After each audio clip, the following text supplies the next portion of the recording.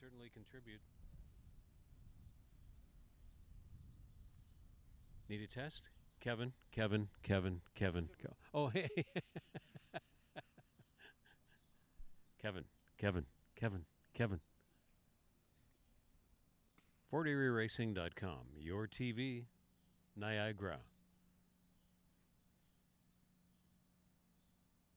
So strange, no people around. Currently closed to spectators, we want to thank you for following along on FortErieRacing.com and right here on your TV, Niagara.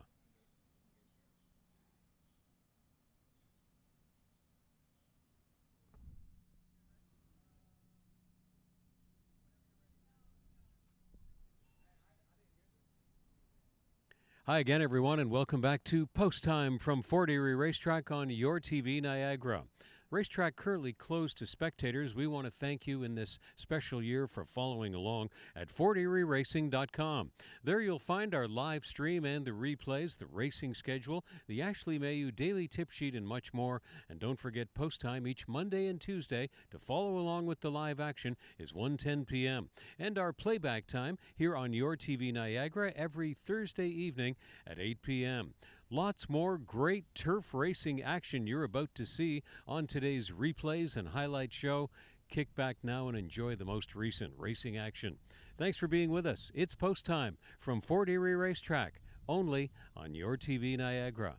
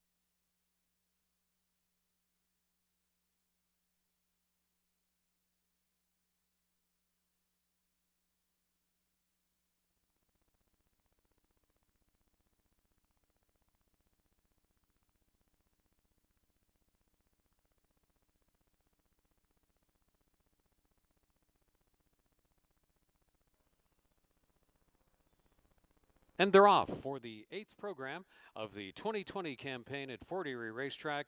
Big Ben Benny and Helen Vanek have caught a flyer and crossed right over very smartly to lead it. Amis Boy away in second, then Grin and Bear fill in the blank, and Devil Magic to the extreme outside. Big Ben Benny is going to try to intimidate them and front end them again. Back second on the inside is Amis Boy. Grin and Bear makes it up to third on the outside, and then Devil Magic and fill in the blank is back of the group. The opening quarter in 22 seconds flat, making the speed. Big Ben Benny and Helen Vanek. Here comes Grin and Bear, the super consistent top three finisher here at Fort Erie in the main track competition. But it is Big Ben Benny under early stretch urging, and he's gone on to win it. In front-end fashion, Big Ben Benny and Helen Vanek all the way, Grin and Bear second. Amis Boy was third, Devil Magic fourth best, and fill in the blank last to finish. Big Ben Benny overpowers them. That 4.5 panels in 52 and 3.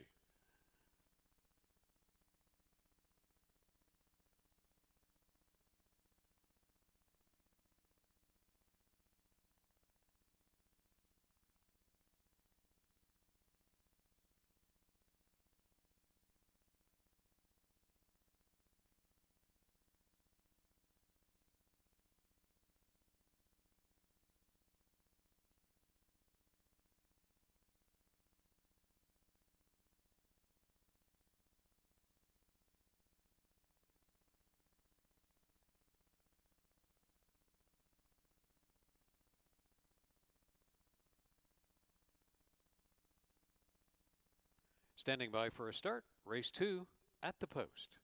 And they're off. Molly Terra jumping best of all, ready and willing on the extreme outside. Tighter to the inside are Beau's Beauty, favored, and Little Miss Trouble right alongside her. Wedding Ring is close up but back of the group. They're going to go 3 across along the backstretch. And on the middle of that pair, Molly Terra, Beau's Beauty made the rail and is setting some speed there along the backstretch. Molly Terra now emerging into second. Little Miss Trouble dropped back a little bit. Ready and Willing is asked to kick on again. Wedding Ring has been last since the outset.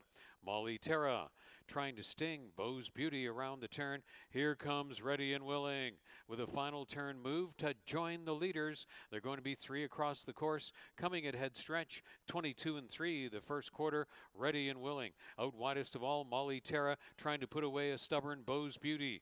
Beau's Beauty still going. Molly Terra has challenged, shows a scant lead, but Beau's Beauty is battling back and moves away to a clear late lead to seal the deal in race 2. Beau's Beauty. Ready and Willing second. Molly Terra battled long and hard, settled for third. Wedding Ring was fourth. Beau's Beauty and Kirk Johnson score in race 2. 5.5 furlongs, 106 1/5.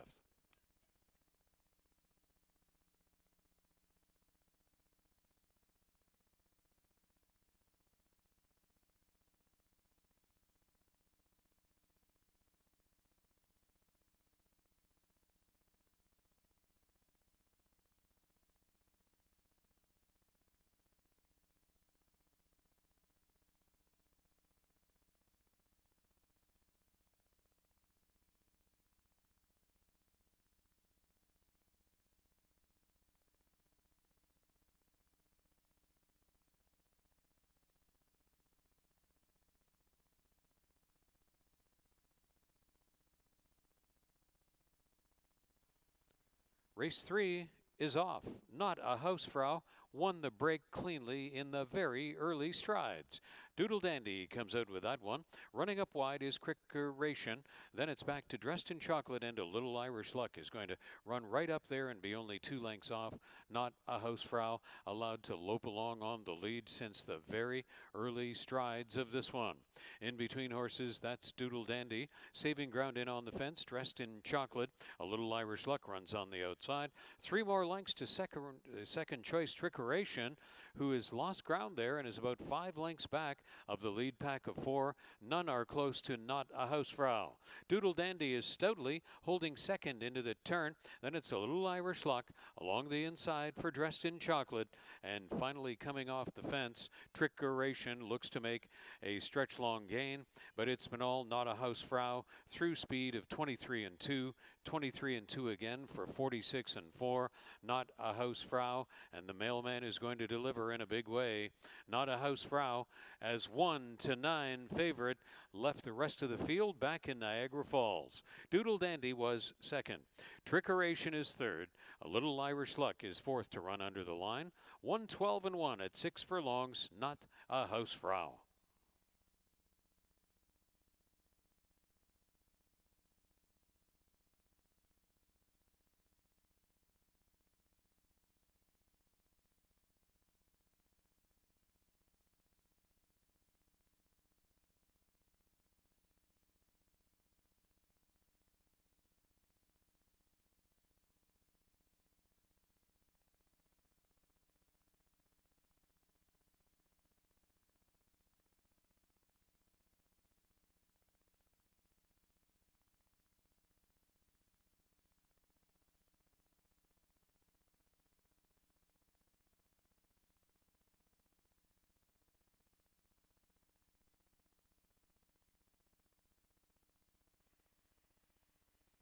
They're off.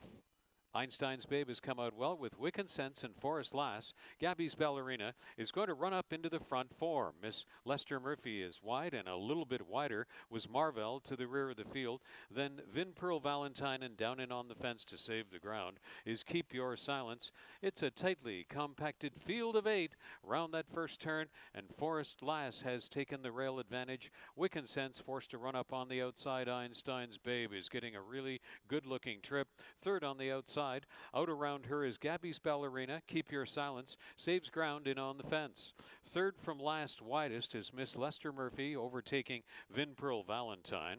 Eighth and last in the backstretch is Marvell. So the top end tempo still is being set by Forest Lass and Wick and Sense. 24-2, the first quarter speed, and they ready to enter the final turn with Forest Lass and Wick and Sense stalked on the outside by Einstein's Babe. Vin Pearl Valentine has run into the gap, and Keep Your Silence has had a ground economizing trip. Starting from widest at the top of the stretch will be Marvell. And to the top of the stretch, it's Forest Lass off a half of 48-2, and Melanie Pinto will now try to squeeze a stretch drive at Fort Erie out of Forest Lass, and she's doing it and do it well. Einstein's Babe has stalled a little bit from second. Forest Lass went to the front and got a great ride from Melanie Pinto to rate the tempo and go all the way. Einstein's Babe second. Vin Pearl Valentine was third, ahead of Marvell and Keep Your Silence, as Forest Lass wired the field in great style in 128.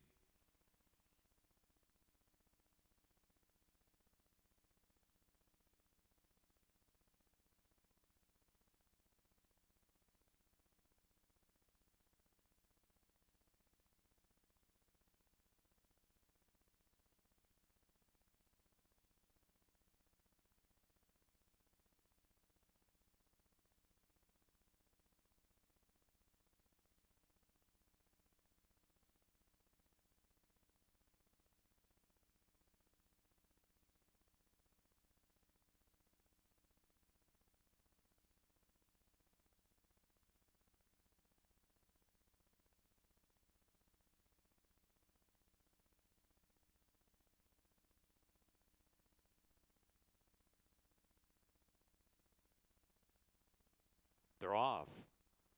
And just a step slowly away from the extreme outside was Mocal. Making a bid for the early lead is Perfect Mind, but that one is extremely wide. Out around Jack Beanstalk, Desbois, Sophia's Slugger, and Almost Dancer along the inside. And going to run up on the outside is Mocal. So they're running the entire field 6 abreast across the racetrack from the inside out. Almost Dancer is taking the No Prisoners approach. Then Sophia Slugger is backed off a little bit. Not so, though, for Jack Beanstalk. Still running out wide. That's Mocal. Perfect Mind is backed away by 2 more lengths, but saves ground in on the turn.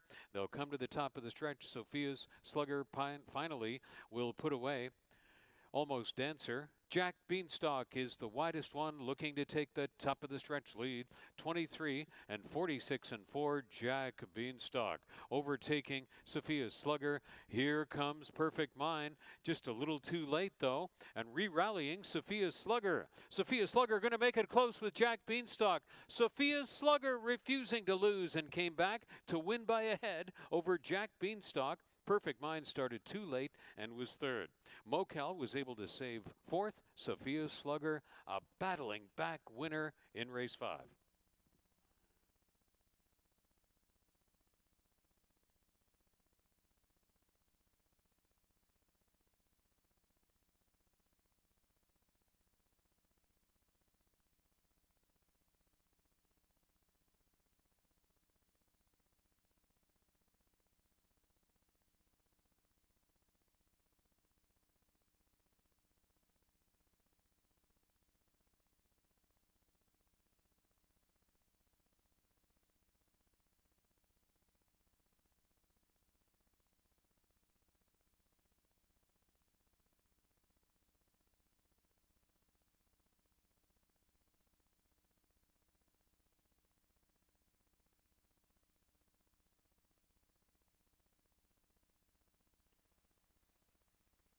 They're off for a mile and 70 yards on the main track, and bounding out is World of Prospects to set the tempo. Our Victor runs wide out around Bean Waiting.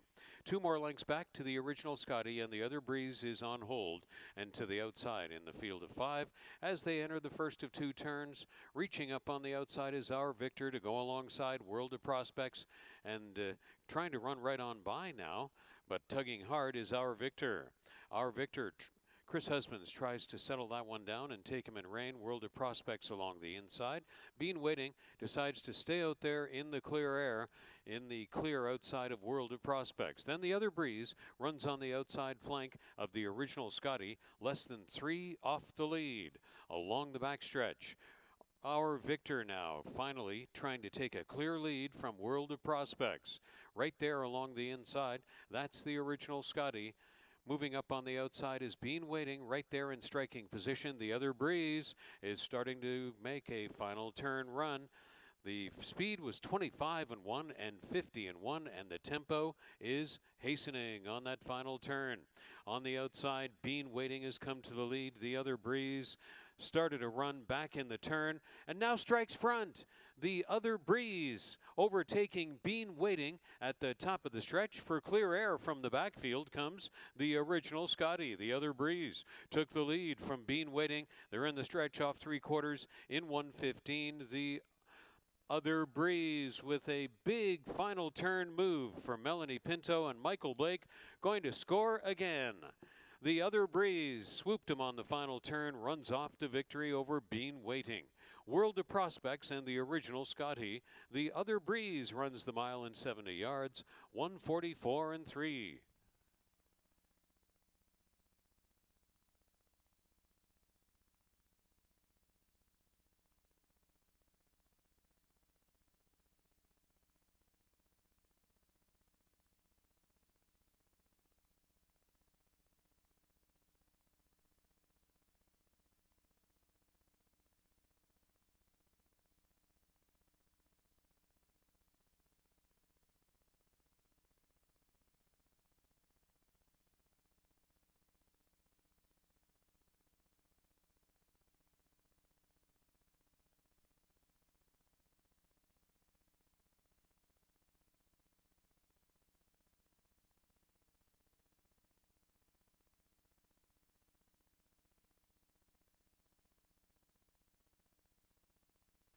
Hilltop Harmony last to load. Stand by for a start. Race 7 at the post. And they're off for 7 panels on the turf. Gypsy Jazz, under urging, tries to beat them out of there. Perfect Road out fast along the inside. Jade's Journey is in between horses. Also out there is Hilltop Harmony, and Silent Consort runs 3 across from the top 5. Moving second to last, Jack's Memory is reserved. The even money favorite dropping to 3-5 is second to last, and seventh on the outside to the backstretch to arrive last will be Show Me the Prize. So Gypsy Jazz and Perfect Road have had at it up on the point, with Silent Consort and Hilltop Harmony running fourth on the inside. Now Jade's Journey goes out 3 wide for some clear air. Jack's Memory is a lot closer, but still in sixth along the backstretch. Show Me the Prize is 5 more lengths as the trailer. Gypsy Jazz is crossed over and taking the lead. Perfect Road tired abruptly. Bursting up into third is Hilltop Harmony onto the turn. And looking to circle horses, Jack's Memory getting underway and fans out widest of all, overtaking Jade's Journey to the top of the stretch. Here comes Jack's Memory against Gypsy Jazz, 23-1, 46-4. They're in the stretch, and it is Jack's Memory under letter perfect handling from Juan Crawford, running away on the field and looks to run up the score as the rest are hard spent. Jack's Memory, a well-ridden out winner on the turf at 7 furlongs, just a master of this, and wins it with ease. Gypsy Jazz second, Show Me the Prize moved last to third. Jade's Journey was fourth, and Hilltop Harmony completed the jackpot high five as Jack's Memory won in a romp at 3-5, 126-1.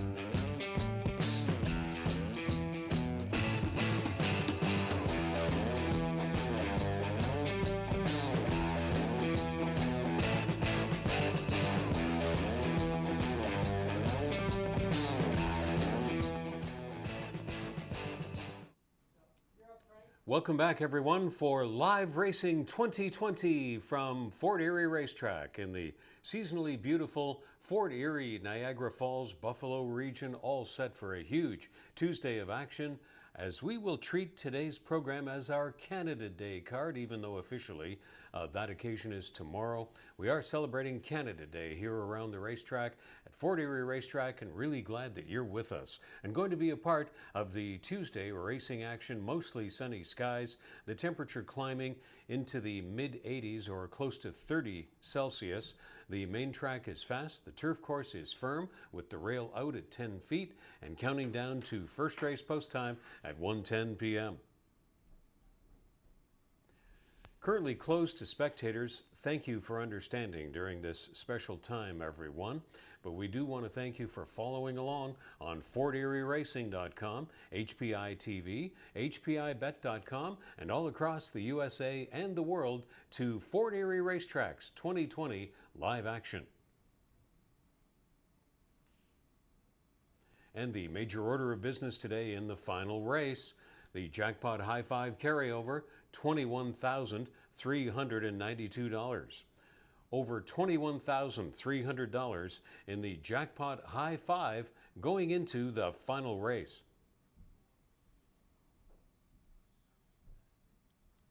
Our live schedule easy to remember this year. Monday and Tuesday right through to the end of the meet on October 13th. Post time 1:10 p.m. with live pre-race coverage commencing each race day at 12:35 p.m.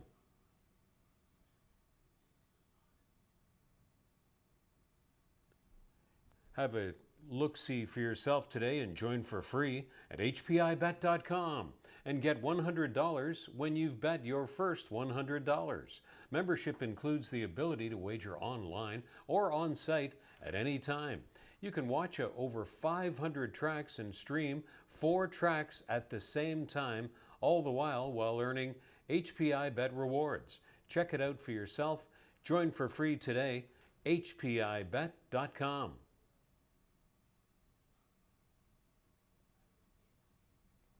Our weekly highlights and replay show is on Your TV Niagara.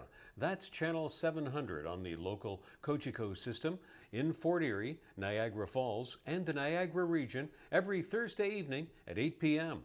That's post time from Fort Erie Racetrack, our weekly highlights and replay show only on Your TV Niagara, channel 700 on the Cogeco system in the entire Niagara Falls region.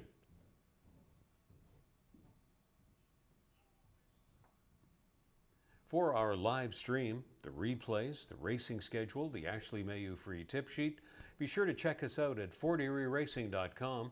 Now watch live in HD. FortErieRacing.com.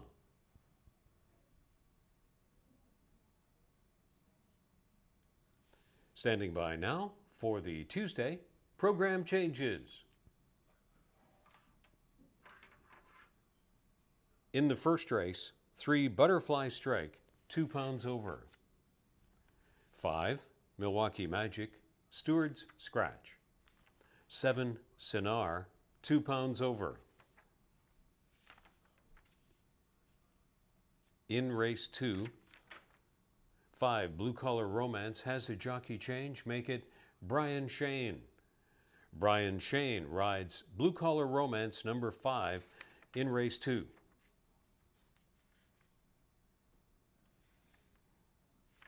In the third race, 2 Chairman's Venom, 4 pounds over.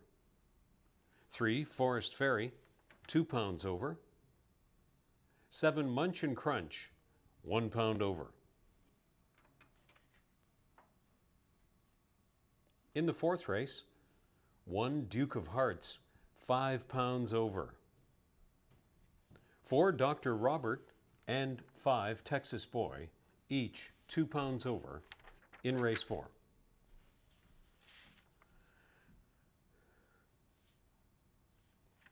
Race 5 is clear of changes. Out of the 6th race, 1 Midnight Snack Attack is a vet scratch. 7th race, vet scratch of 1 Midnight Brew. 2 Ginger Candy, and 5 Ennio Schiller, each 2 pounds over. 7 Express Banking, 1 pound over in that 7th race, scene of the jackpot high 5. Well, we are treating this around the racetrack today, our staff, as the Canada Day program, and it's on the front cover of the program today, the Maple Leaf, and on the pocket-sized program as well. We hope tomorrow that all of you will have a fantastic Canada Day 2020. Of course, it was 2 weeks ago today that we marked a birthday of our own here around this grand old lady we call Fort Erie Racetrack. This track began 1897, so 2 weeks ago this day we marked the 123rd birthday of here at Fort Erie Racetrack. Now the turf races today, 3 of them, they're all going to be good ones. I really get excited and pumped up about these, and they will come to you on the program today in races 1, 4, and 7, with the reminder that the turf course is firm and the rail is out 10 feet. And the jackpot high 5 carryover, more than $21,300 going into that final race. So let's go on to the handicapping segment of the program and see if we can land on some of the winners that are about to unfold as we load them into the gate for the first race, not long from now at 1:10 p.m. In the first race, the complexion of this kind of changes with the steward scratch of number 5, Milwaukee Magic, who was going to be one of my top picks, but not my very top pick. I'm going to go with number 3, Butterfly Strike. Look at the box score records for an extremely strong record for Butterfly Strike on the Fort Erie Turf Course. 14 starts, 3 wins and 4 seconds. So that's 50% of Fort Erie Turf Course starts in the exacta for number 3, Butterfly Strike. Also at the distance, Butterfly Strike has 4 wins and 5 second place finishes. That's 70% in the exacta there for Butterfly Strike. Overwhelming statistics. Love that kind of consistency.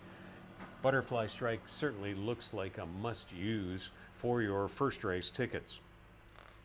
I'm also going to give some attention to number 2, Silent Contempt, but the unknown here is whether Silent Contempt will adapt in this move over to the turf course. Number 4, Conqueror Galactus, another of the unknowns in the field. Now, our track handicapper, Ashley Mayu, along with the Daily Racing Form, and Bill McGurr of Equibase.com, our morning line odds setter, our chart caller, and our morning clocker, they all go with number 2, Silent Contempt, on the move over to the turf course. But in the search for a price, I'm going to say Butterfly Strike at 5-1 represents better value for me in that first race. On to race 2, mile and 16th of main track action for the claiming field and the start of the early pick 4. My top 3 are 2, 3, and 4. Speeding Starlet on the massive class relief and the move into the Elliott Sullivan barn for owner Bruno Schickadance. You can see this one had a winter campaign at Tampa Bay Downs. Now comes into the care of Elliott Sullivan, who is putting up his usual stellar numbers again in 2020 here at Fort Erie Racetrack. Others to consider, though, I really like Pasture Curfew on the major class relief. Classy Starlet, I think, is going to bring a price, is the value in the race, with this one being 7 of 10 in the top 3 at today's distance, and Michael Blake and Melanie Pinto teamed up for more winners yesterday, and they are white hot at this time. So in my view, Classy Scarlet might be overpriced at 9-2 going into race 2, but the total consensus top call on the first time from the Elliott Sullivan shed row angle is number 2, Speeding Starlet in race 2. In the third race, 6 furlongs on the main for the claiming field, non-winners of 2, 1, and 3 will be my top 3. Chairman's Venom. The major storyline of the race is whether this one handles the move up to winners, meeting non-winners of 2 types now after an absolute romp under Helen Vanek last time. You saw Helen win another one yesterday in front-end style, and the consensus will likely be that Chairman's Venom will come right back because you're getting an inside post position and one of the best in the business here at Fort Erie Racetrack at getting one out of the gate quickly in Helen Vanek. Also, though, I'm looking at Wise Chance for the strong trainer and jockey combination. Louis Cappy and Melanie Pinto have been racking up the winners recently. Number 3, Forest Ferry. Brian Shane has been, from very few opportunities, making his presence felt and putting horses in all of the right positions. Total consensus call in race 3 is on Chairman's Venom in the start of this program's 20-cent pick 5. The 4th race, maiden claiming field, 7 panels on the turf, 8, 1, and 3 will be my top 3. Giant Balls of Fire. This is a replay that I really believe you should check out. Just a wonderful job by Melanie Pinto for a very useful outing for Giant Balls of Fire in that last start. This one was closing from the top of the stretch onward all the way to the wire, was closing best of all in the field and could not reach the winner, but wasn't far off when all was said and done. And just being slightly closer, turning for home today, I'm expecting Giant Balls of Fire to come with another wonderful stretch run in this 4th race today and maybe be able to mow them all down. This one was really terrific in that runner-up finish last time and got some really useful experience by association. Now the daily racing form and the morning line are going to Strolling Posse. Daniel Wills and Kirk Johnson heating up here. And this one could prove to be a good fit, but so far, it really hasn't shown me enough to give top call.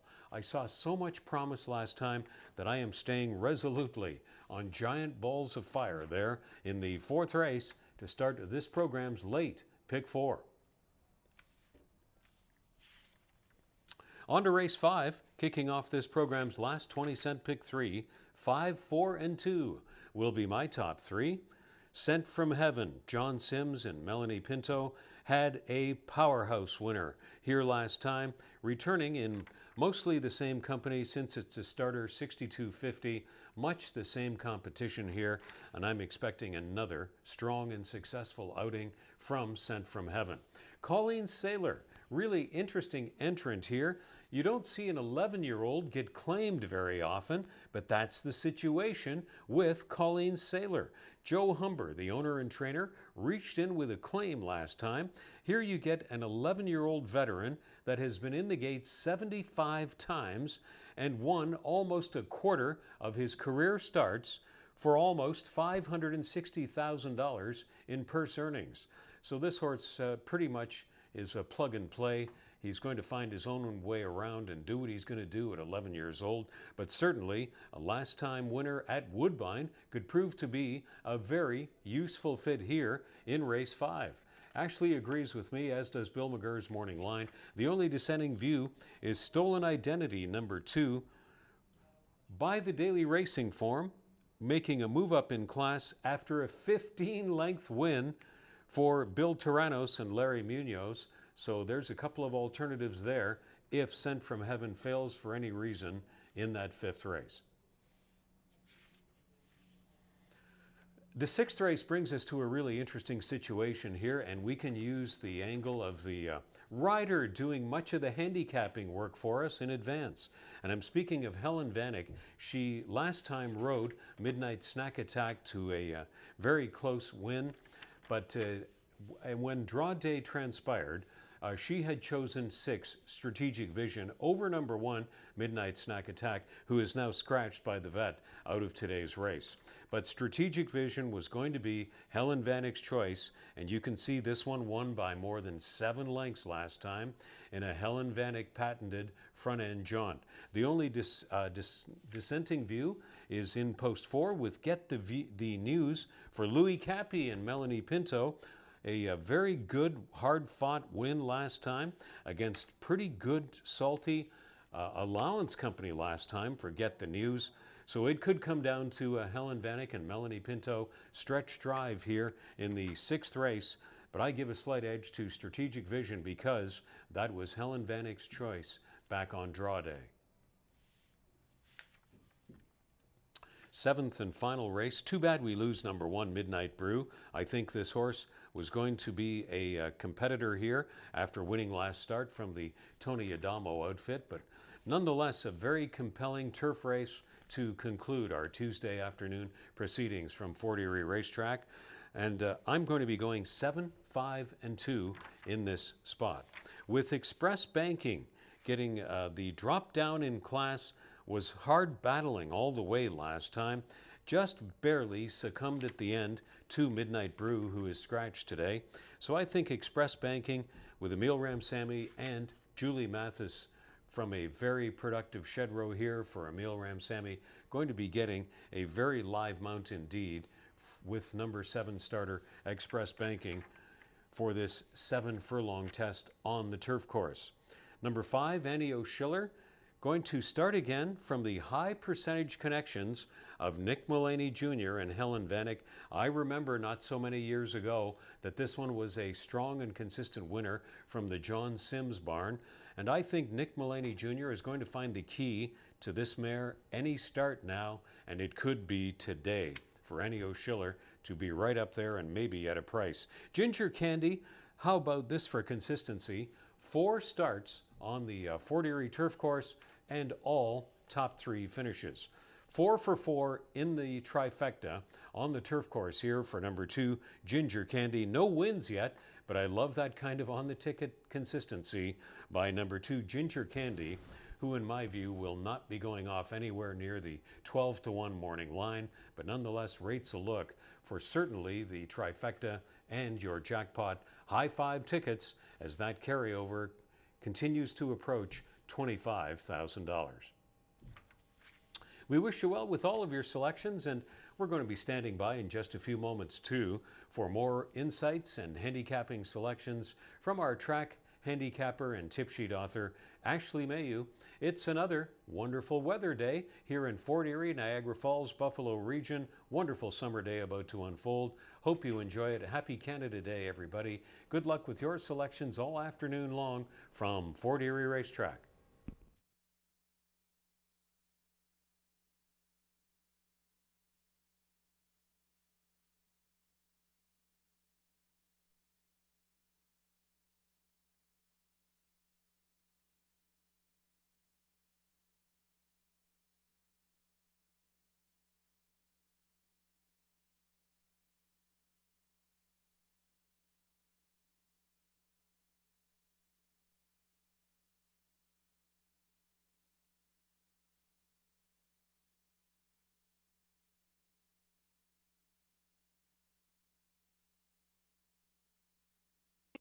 Good afternoon, everyone. Welcome back to Fort Erie. 7 races on the card today, 3 of which will be on the turf, and that's where we'll kick things off here in race 1, a claiming event. They'll be going 7 furlongs, and we do have 1 scratch in here of the 5 Milwaukee Magic. I was between the 2 Silent Contempt and the 3 Butterfly Strike. Ultimately, I did land on the morning line favorite, Silent Contempt. I just think his recent form is really impressive, and I do think even switching surfaces, maybe his trainer and his connections think that he'll fare quite nicely over the turf course. This most recent came here on opening day where he was just second best at this level behind Big Classic, who's been off to a strong start here at Fort Erie. And prior to that, he was on a win streak.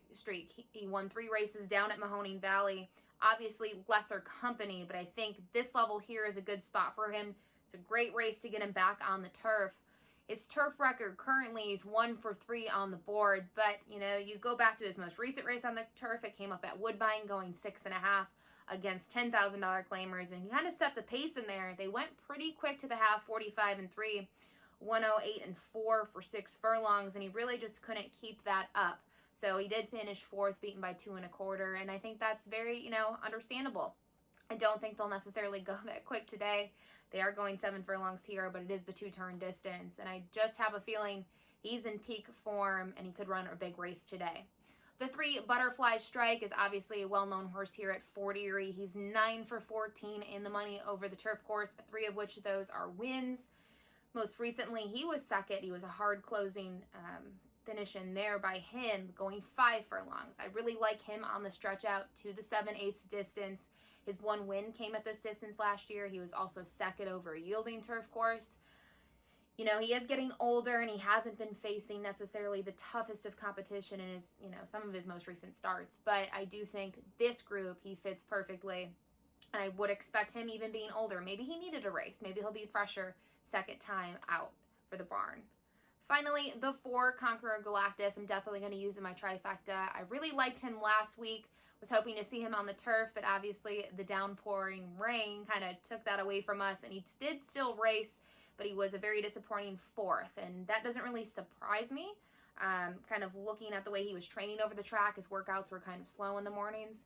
I do want to see him on the turf today, though. He is a 2-time winner on the grass. I do understand those races are from 2018. They're pretty far back, but I just have a feeling, based on even his most recent performance over the Tapeta, that that's kind of the surface that he'll prefer. So I wouldn't be surprised to see him step up in this race today. Good luck.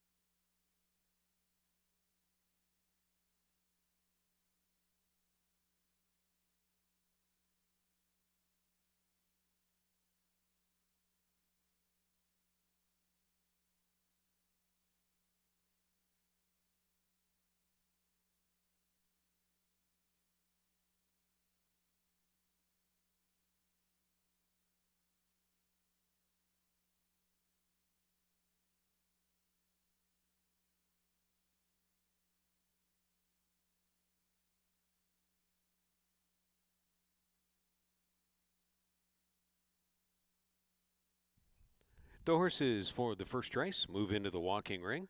Less than 9 minutes to post time from Fort Erie Racetrack.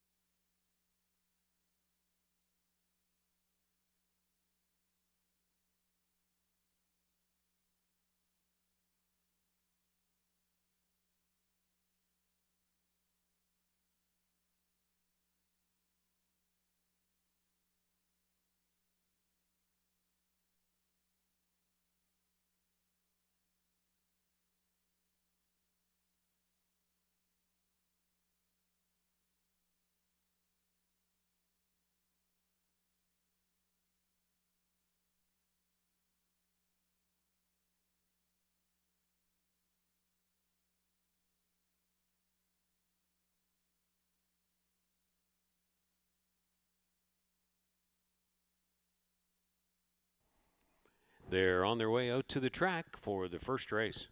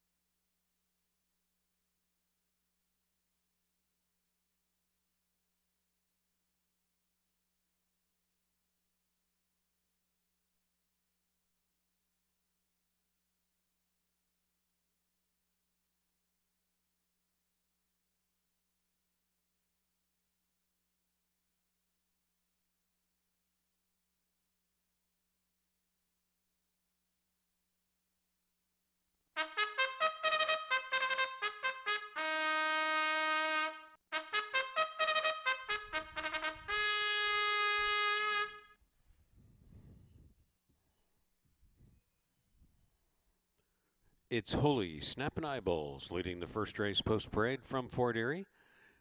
Owned and trained by Norm Tomlinson. In the irons is Kirk Johnson.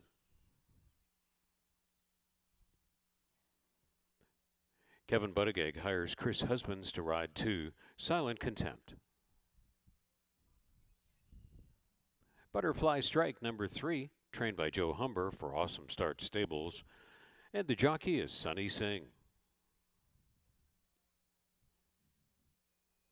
Conqueror Galactus number 4, trained by Julie Mathis for Joey G Stable. The rider is Pierre Mailhot. Red September number 4, campaigning for Valerie Thompson, Scott Simmons with Larry Munoz up.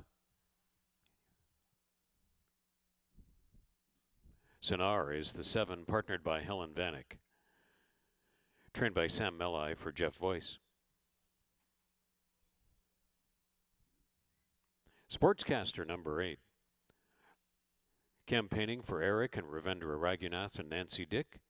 The jockey is Markley Buchanan. The first from Fort Erie has them to run 7 furlongs on the turf course. Start of the rolling pick threes and the rolling daily doubles. There's Superfecta, Trifecta Exacta, win place and show wagering on the first from Fort Erie. 3 minutes. 3 minutes to post time.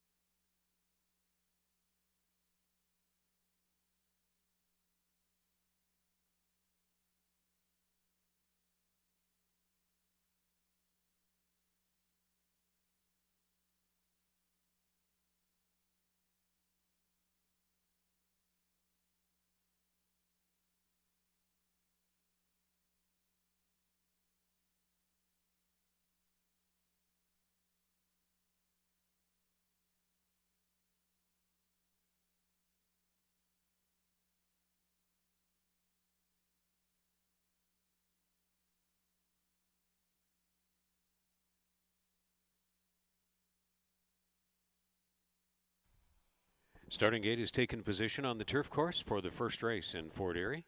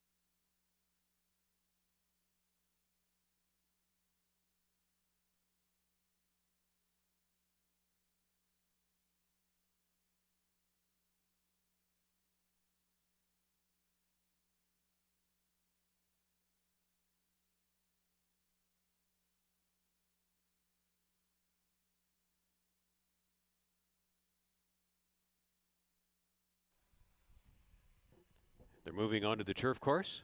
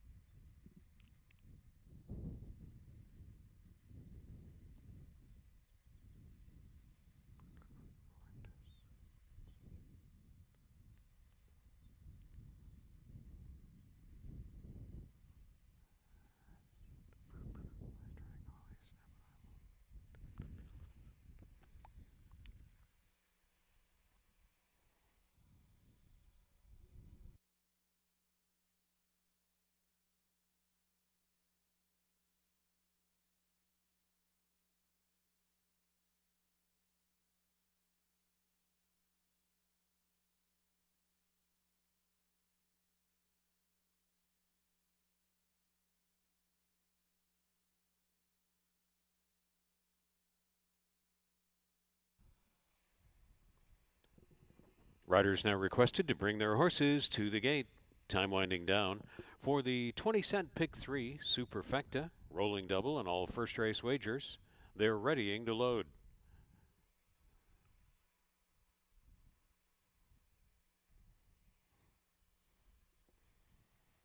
Long shot Holy Snappin' Eyeballs takes stall 1.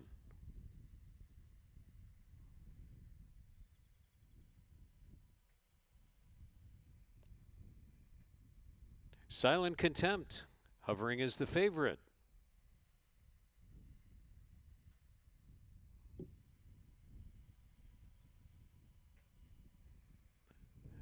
Second choice Butterfly Strike.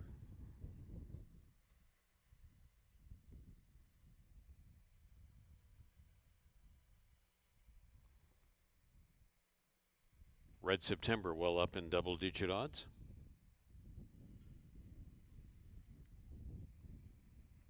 Sonar in the red cap.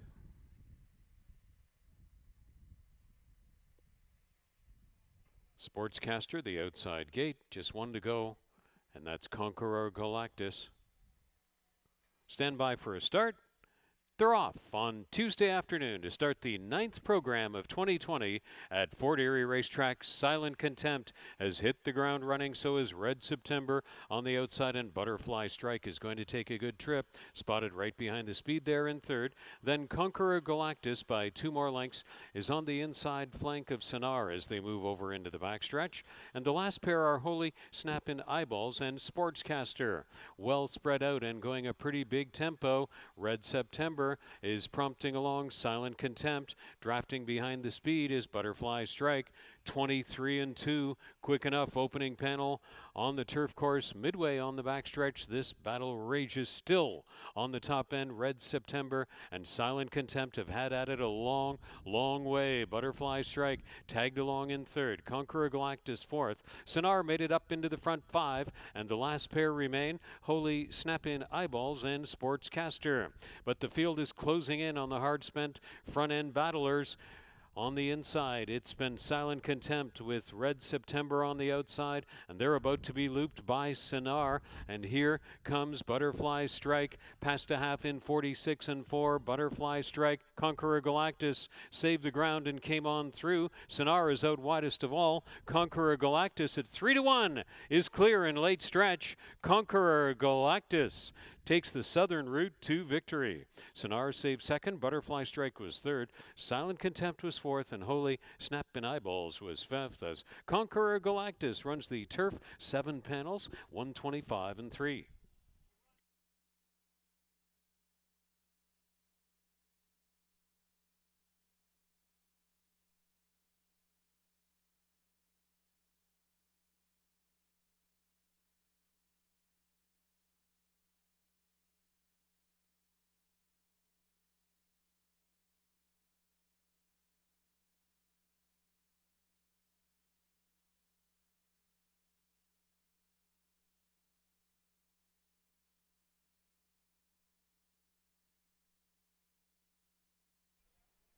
(23 2, 46-4, 3/4, 112-4.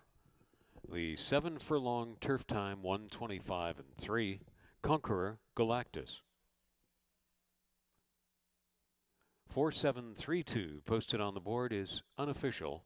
4732.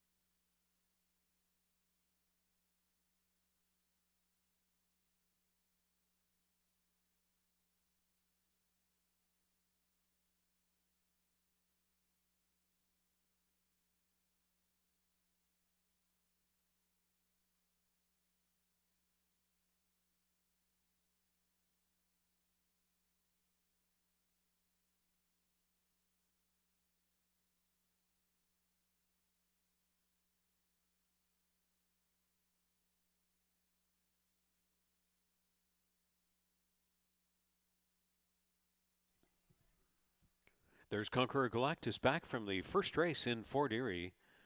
The Dark Bay Ore Brown. 5-year-old Gelding by Holy Roman Emperor from Astorg's Galaxy by Galileo. Bred in Ireland by Mount Brilliant Broodmare Corporation. Owned by Joey G. Thoroughbreds. Wins in the second start from the Julie Mathis Shed Row. Ridden to victory by Pierre Mailhot.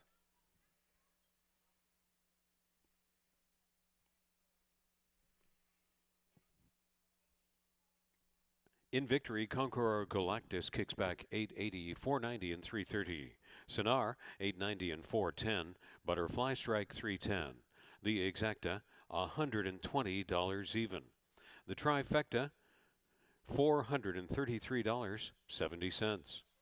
The $1 Superfecta 473 and 2, $415 and a nickel.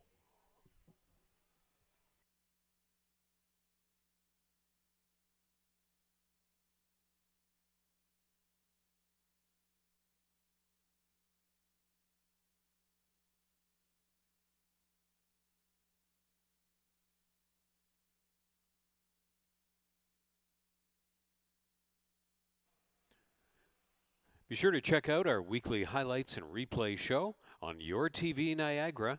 It's post time from Fort Erie Racetrack every Thursday evening at 8 p.m. Your TV Niagara is found at dial position 700 in Fort Erie, Niagara Falls, and the Niagara region. That's post time from Fort Erie Racetrack every Thursday evening at 8 p.m. Dial channel 700, Your TV Niagara.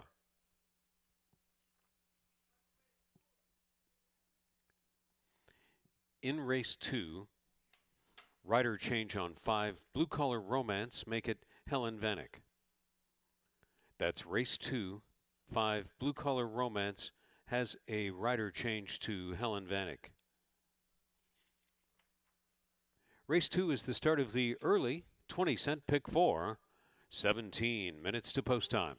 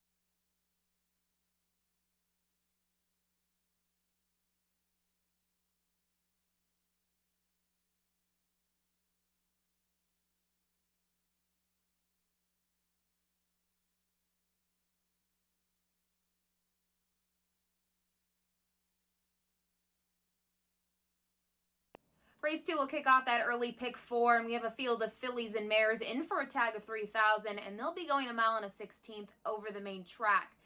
Looking at the field, I am intrigued by the morning line favorite, the 2 Speeding Starlet for trainer Elliott Sullivan. You know, looking at her races down at Tampa when she was in the barn of Nick Caruso, who also trains for Bruno Schickendanz, her recent form is not really appealing, but if you go back to her earlier races, say maybe even February and January, she was second against non-winners of 2 on the year. She was third. Those kind of claiming races at Tampa can be very difficult, and I think the big thing is we've seen a lot of horses come from Tampa up to Fort Erie this summer, and they've run pretty impressively. I think of, Flashman. He was kind of a horse that's run quite nicely. Sent from Heaven is probably the biggest one. Had an 83 Beyer speed figure in his first start this season at Fort Erie. So I do think the class relief here should help this one.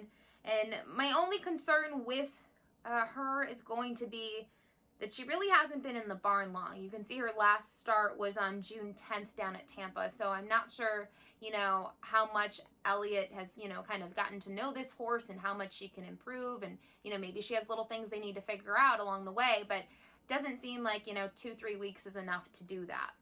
Horse to her outside, the 3 Pasture Curfew.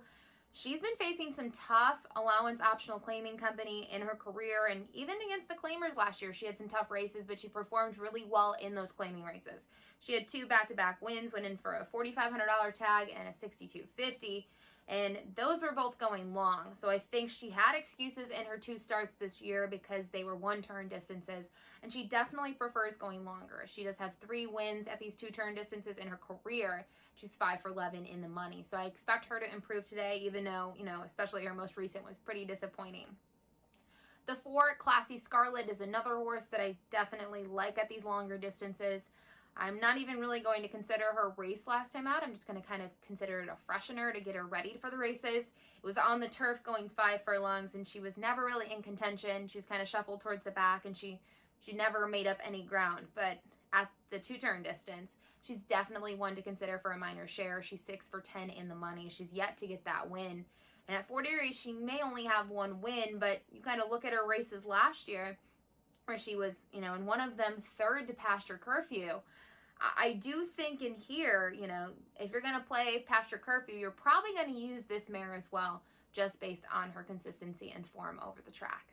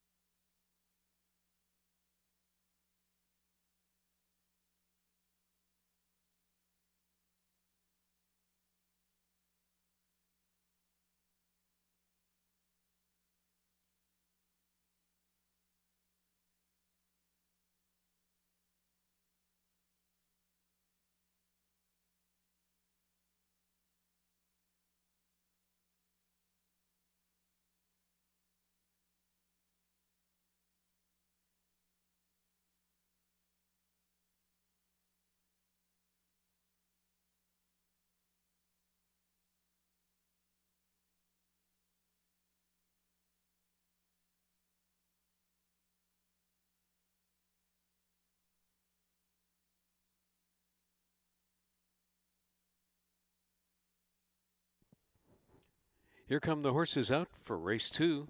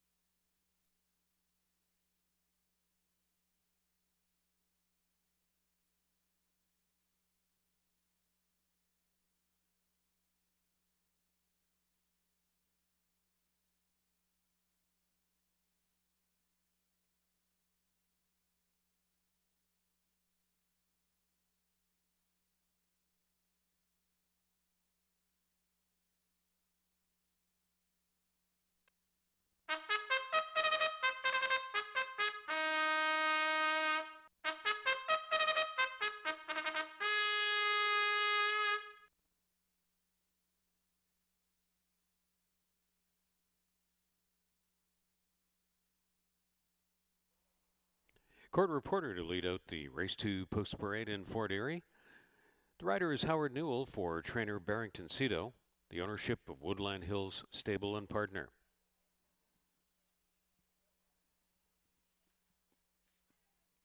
Elliott Sullivan now training for Bruno Chicadan's. Emile Ramsamy is hired to ride number 2, Speeding Starlet.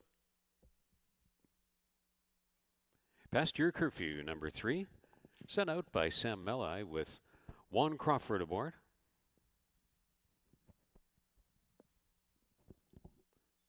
For his Classy Scarlet, prepared by Michael J. Blake for Ascot Stud, hired to ride Melanie Pinto.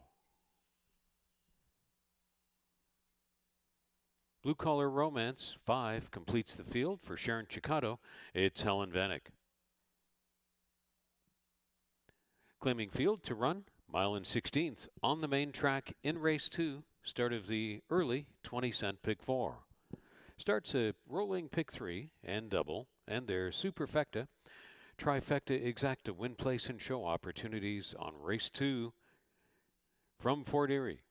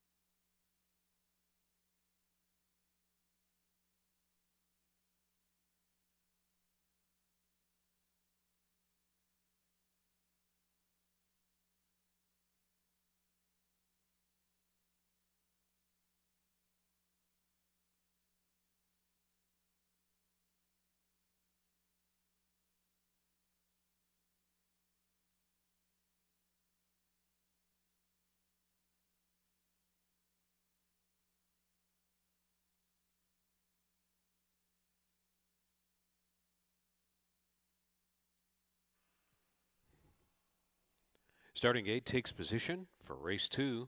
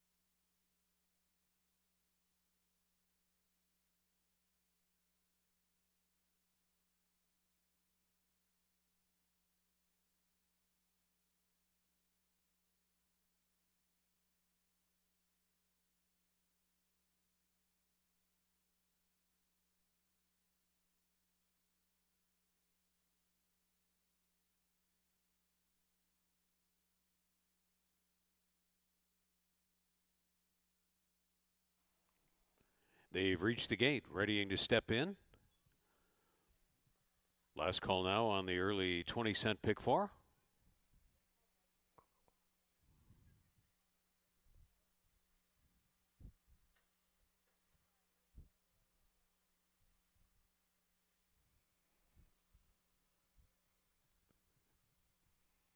Court Reporter at a 7-2 number steps in. Race favorite, Speeding Starlet. Pasture Curfew is getting 7-2 in the wagering market. Classy Starlet 3-1 Respect. Long Shot Blue Collar Romance standing by for a start. Race 2. They're off. And they've all come out really well there in a nice straight line. From the outside, Long Shot Blue Collar Romance supplying a lot of the early speed on the flank of Classy Starlet. Pasture Curfew and Court Reporter is going to take them all on. Speeding Starlet down along the inside. The favorite is the trailer, but only 2 off the lead. They'll round the first turn with Blue Collar Romance. Long Shot reaches up to take the early lead from Court Reporter. And then on the outside, in between horses, is Classy Scarlet coming on through. Speeding Starlet, she's going to save the ground and drill right through in on the fence. Now the trailer is past your curfew to arrive into the backstretch. 24-4 supplied by 19-1 offering Blue Collar Romance along the backstretch. Blue Collar Romance. And on for second is Court Reporter on the outside. Speeding Starlet, not much more to offer yet. She's laying off by 3. Classy Scarlet has overtaken the favorite. And last is Pasture Curfew, wheeled out for more clear run to race. They move into the turn. And the front half speed was 46-4. Make it 48-4. So that was a sensible enough second panel of 24 seconds.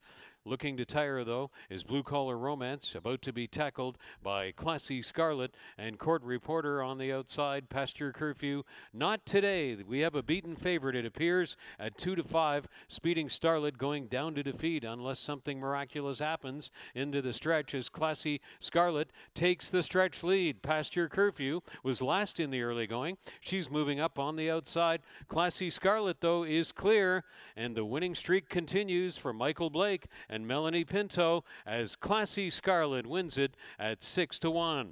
Court Reporter is second. Pasture Curfew third. Blue Collar Romance fourth. Speeding Starlet last to finish. 148-1 for Classy Scarlet to prevail in race 2.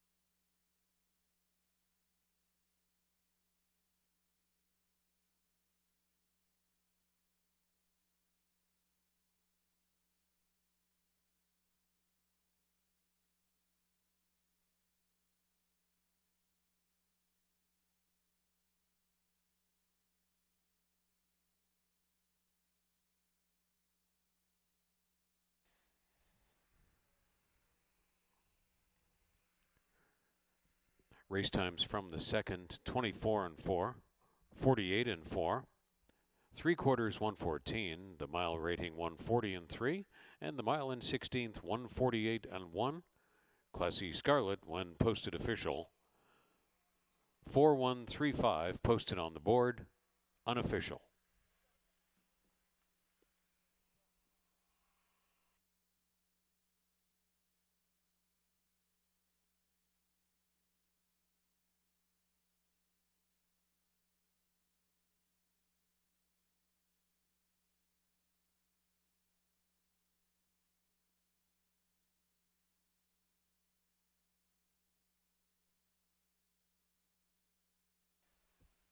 Classy Scarlet returning from race 2.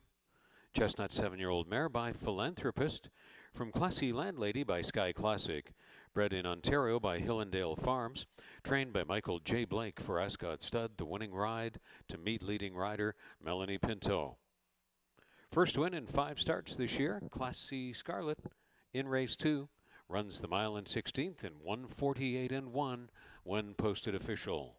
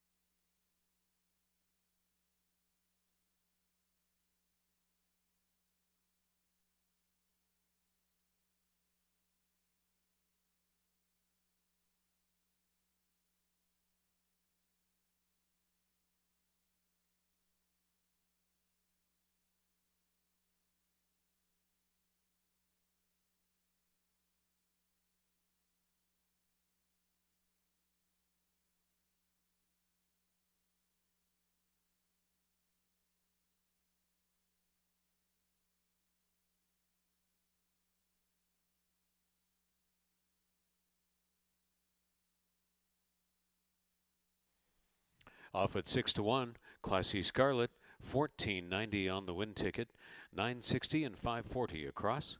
Court Reporter, 7.50 and 5.40. Pasture Curfew, 3.30. The Exact is 76.80. The Trifecta, 186.30. The Dollar Superfecta, 413 and 5, $257.10. And the first rolling double on the program came back 4 and 4 for $67.70.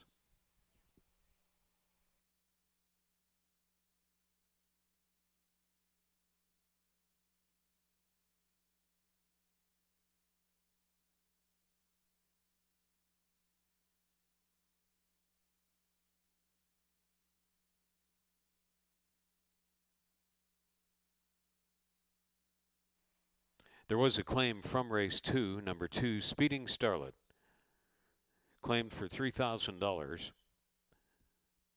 by new owner trainer Joe Humber and co-owner Brian Hayhoe. Joe Humber and Brian Hayhoe claimed 2 Speeding Starlet for $3,000 out of race 2.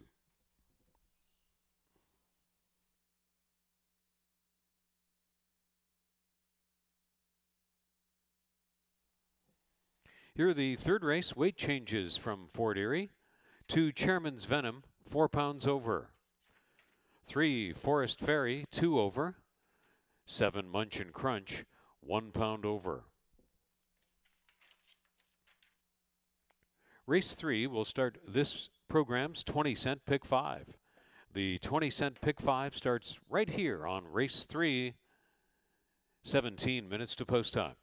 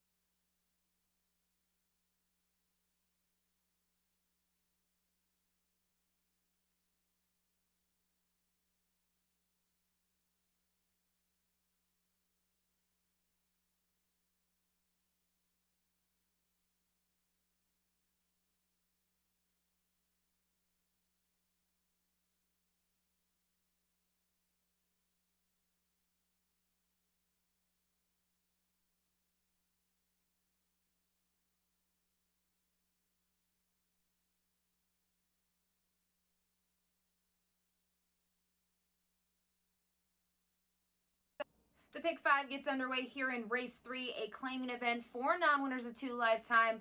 They'll be going 6 furlongs over the main track. And looking at this field of fillies and mares, I was really impressed last time out with the 2 Chairman's Venom. She won decisively that day by almost 6 lengths against $8,000 maiden claimers. And I think the key in that race is that not only did she make the lead, but in order to make the lead, she had to get a good break out of the gate, and she did that. Her prior start here against that maiden special weight company, she just broke slowly, and that kind of took it away from her. She didn't really have a chance from there. She still ran a decent race that day, don't get me wrong, but having her break so sharply last time out, you really saw her improve and get the win.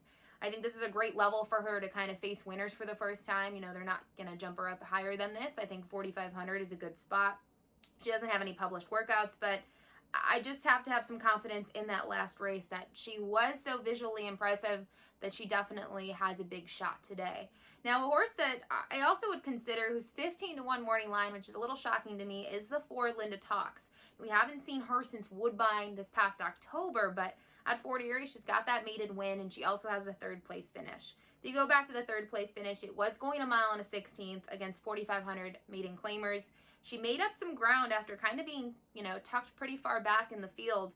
She only lost by 2 1/4. Next start out, they tried her long on the turf. She didn't like it. She had some time off. And then they took her a mile and 70 here on October 6th against 6250 maidens. And she won very nicely. She just stalked that day. She was into the race a bit earlier than she was before in her prior start here at Fort Erie, and she got the job done. And I think the only concern with her is maybe she'll want extra distance, and she's only going 6 furlongs today. But I do have to also consider this is her return to the races, her first start since October. And we see this with a lot of horses. They don't necessarily send them long right off the bat, and this might be a nice prep race for her, so I'll use her underneath today. Finally, the 5, Misty Blonde. She's kind of switched barns, and I think that is kind of the angle with her. You look at her performance here on June 16th at this distance and at this level. She was simply second best. She had to face Orbiting the Sky, who was, kind of the horse to beat on paper, was coming out of Penn National and was very impressive, blew by the field. So, she was second best. I think I like seeing Nikki Alderson climb back aboard today. You do get that 10-pound weight break, and they seem to get along well. So, based on our record here at Fort Erie, I think a minor share is well within her reach.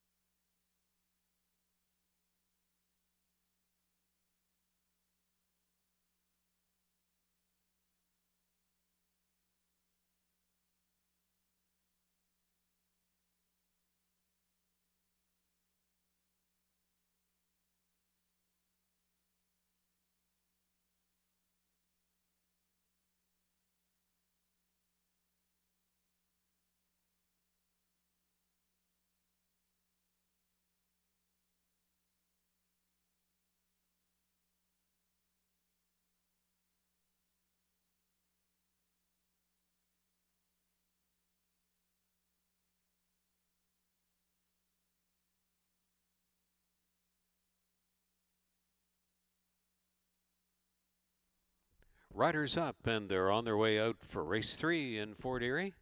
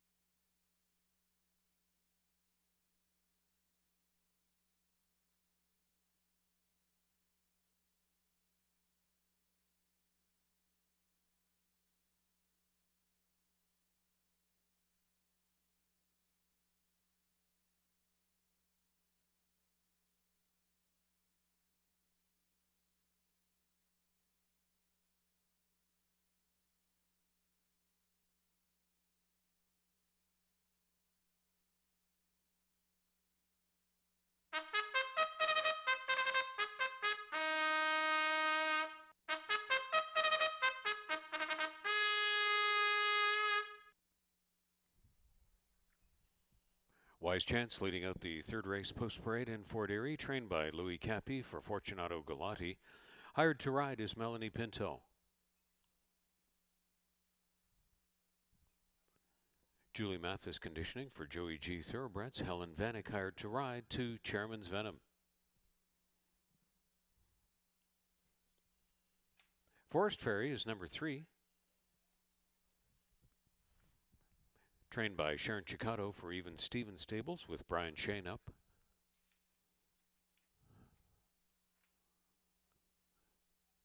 Next on the parade is Miss T-Blonde 5.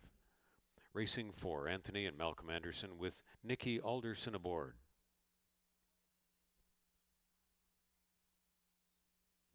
Rich Davis sends out 6 Kinzua with Howard Newell.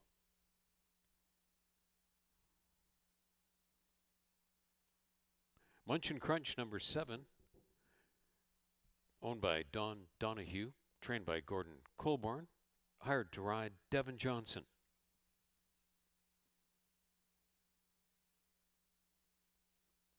Completing the field is Linda Talks 4, trained by Joan Mitchell for Linda Lippy.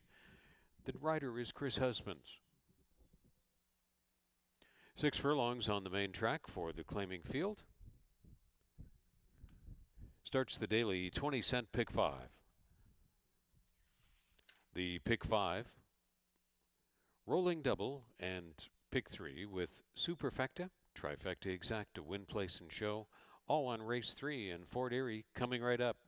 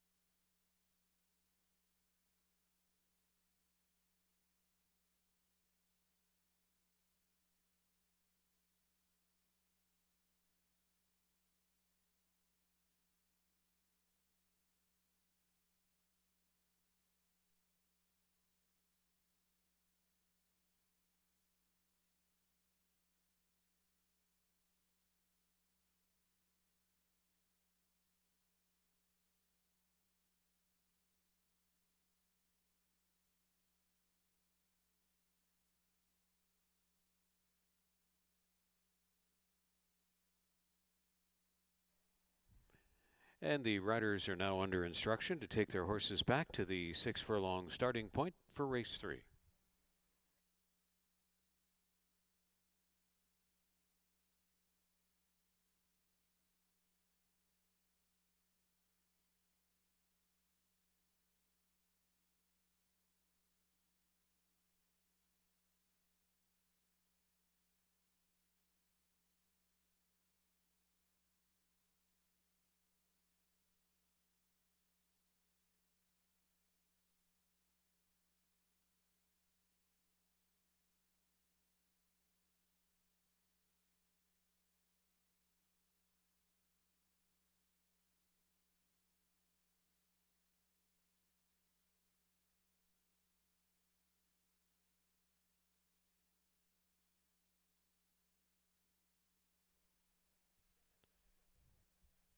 Starting gate taking position at the 6 furlong point.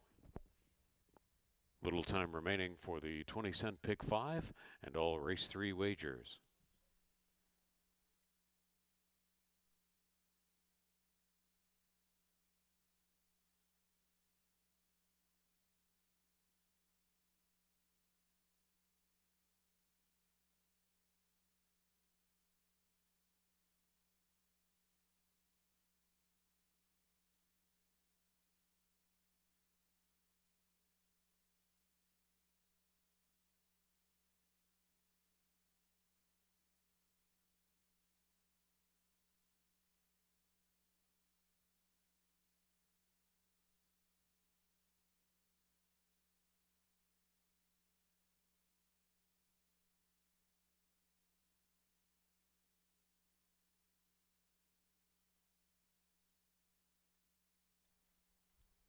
Now moving up to the gate.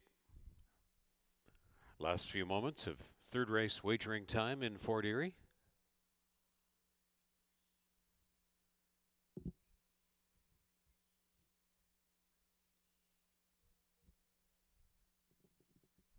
Long shot Wise Chance first in.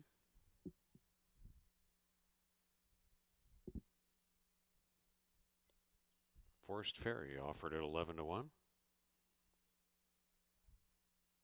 Linda Talks in big double digits.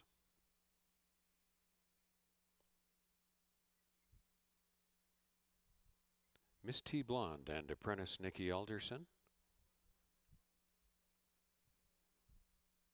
Solid second choice Kinzua.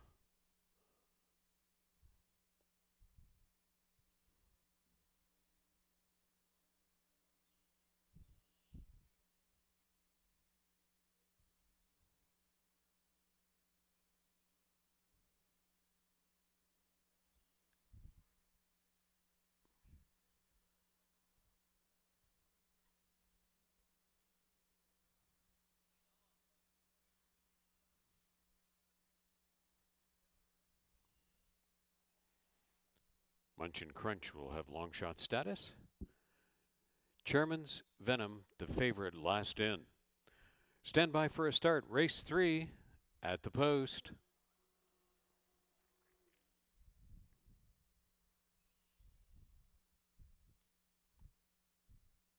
They're off. And all eyes on gate 2 for Helen Vanek and Chairman's Venom bounding right on out of there. Linda Talks, Kinzua on the outside. Wise Chance is going to join, making it a 4-wide front end fracas. And Forest Ferry tucks just in behind them in the front 5. 2 more lengths to Munch and Crunch, and the trailer along the backstretch will be Miss T Blonde. Chairman's Venom scoots away to lead it. Wise Chance holding down second, then Forest Ferry, Linda Talks, Kinzua on the outside. Second to last into the turn, Munch and Crunch, and the trailer, Miss T Blonde, is looking to get to the outside for some clear running space. Chairman's Venom tries to get a final turn breakaway. Helen Vanek doing what she does best, trying to bottom him out. 23 seconds the opening quarter, and it is Chairman's Venom at head stretch. Kinzua is the next closest pursuer. Wise Chance is faded away. Miss T Blonde was held in reserve. She circles up on the outside with some stretch run. Chairman's Venom still the top end target. Kinzua under urging is trying to close goes in, but still going well and strong and smooth is Chairman's Venom. Chairman's Venom is under a line ride here, fists and heels riding again by Helen Vanek to win with Chairman's Venom. Kinzua was second, Miss T Blonde was third, Munch and Crunch was fourth, Forest Fairy was fifth. As Chairman's Venom goes the road again, 112 and 3.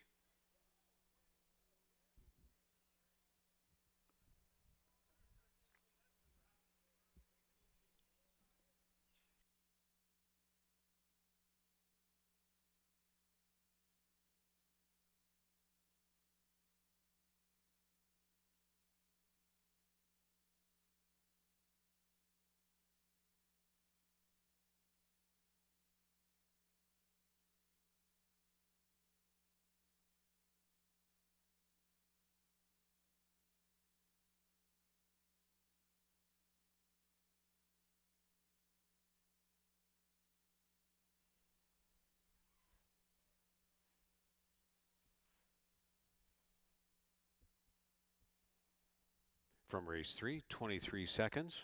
The half in 46 and 1. Corrected win time is 112 and 2. 112 and 2, Chairman's Venom.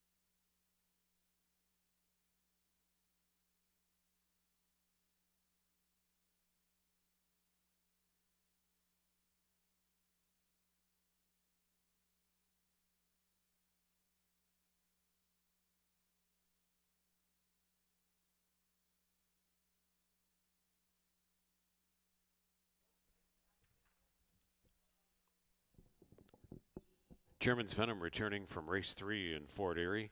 The Grey Orone 3-year-old filly by Society's Chairman from True to Me by Yes It's True. Doubling up on the day are trainer Julie Mathis and the ownership of Joey G Thoroughbreds. Winning ride to Helen Vanek. Chairman's Venom. Making it 2 in a row here in Fort Erie. Running the 6 furlongs, 112 and 2 when posted official.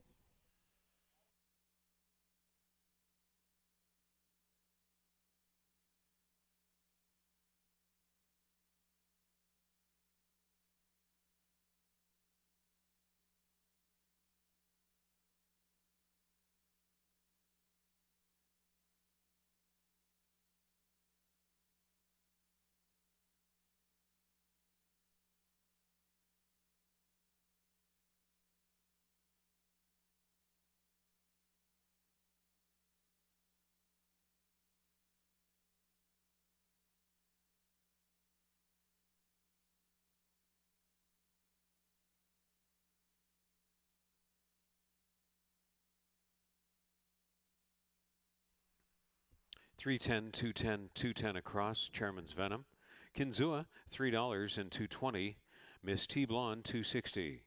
The exacta $6.60. The trifecta $14.20. The dollar superfecta $2.65 and 7. $30.20. The rolling daily double $38.80. And the program's pick 3. The first pick 3 ended on the third race. $67.55.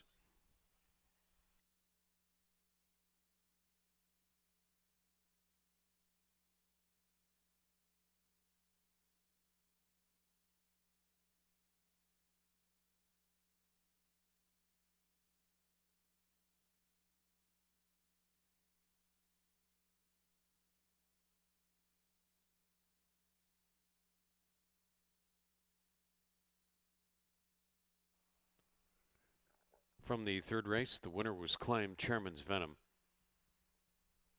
taken for $4,500 by Joy Elkins, going to the care of new trainer Joe Humber.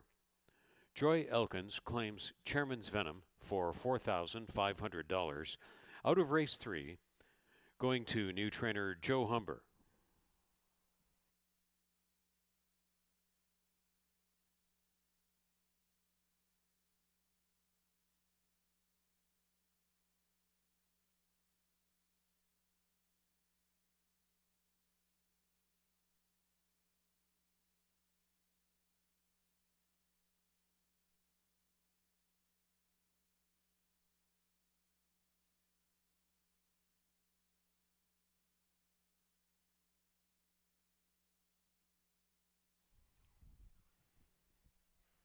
Here are the fourth race weight changes. 1 Duke of Hearts, 5 pounds over. 4 Dr. Robert and 5 Texas Boy, each 2 pounds over. The fourth race, start of this program's late 20-cent pick 4. It's 18 minutes to post time.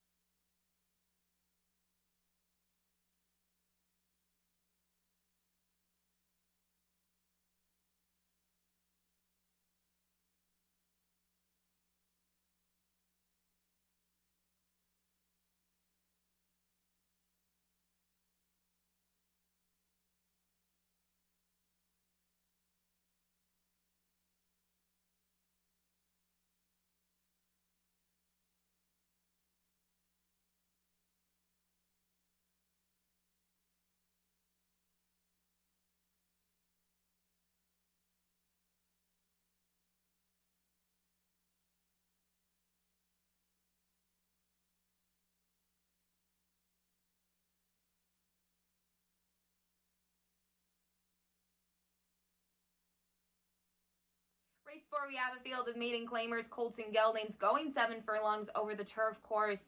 And I'm going to go on the 8 Giant Balls of Fire. I really liked him here on June 9th. I, really thought he had a big shot, and the distance proved to be too short for him. 5 furlongs, he was closing late in the stretch, but he was just, onto the scene too late.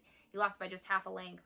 I think, obviously from his prior races to that, the drop in class definitely helped him, but the big thing was the break. If you look at his races down at Tampa, in both of them, he broke slowly, and Melanie Pinto did a great job to, get him out of the gate. Then he had to kind of go wide into the turn, and like I said, the big thing was the distance was too short. So today, going 7/8, I think he's got a huge shot to win. The 3 Strolling Posse exits the same race, where he finished 3rd. He was very even. He stalked the pace setters in there and just never really moved up. Not, super concerned with the, stretch out in distance today, but maybe he will get tired this time. I really don't know how he's going to handle the distance, just because this is going to be the furthest he's gone in his career. Prior to this, you'd have to go back to 2017 to see that 6 furlong race, and I don't think there's really much value in doing so. So we'll hope maybe second time off the layoff there'll be some improvement, and I do like that they did breeze him here on June 22nd. Was a bullet work. It was the fastest from 4 at the distance, so the time seems to be pretty sharp. Finally, the 1 Duke of Hearts is a new one for Elliott Sullivan, who also comes from the Nick Caruso barn. He only had 1 start down at Tampa in April, and he didn't show anything. He broke and then he just dropped back. He was well beaten that day, but I think having the blinkers on is what caught my eye, as well as the drop in class. Both of those should help him. I'm hoping that the blinkers put him into the race earlier, and maybe he'll get in a good trip and maybe, focus more than he did in his debut. His workouts, you can see he probably joined the barn in the last month, sometimes in June, because he did have a workout on May 30th at Tampa, which was a decent work, 49 flat. And then the only one he's had since being in Elliott Sullivan's barn is that one on June 24th at Mountaineer, which it was a muddy track, so I'm not surprised to see kind of a slow time of 51 flat. Elliott does quite well with horses first time in their barn at 22% winning, so I definitely think I'd use this one at least underneath and see what he can do first time out for the barn.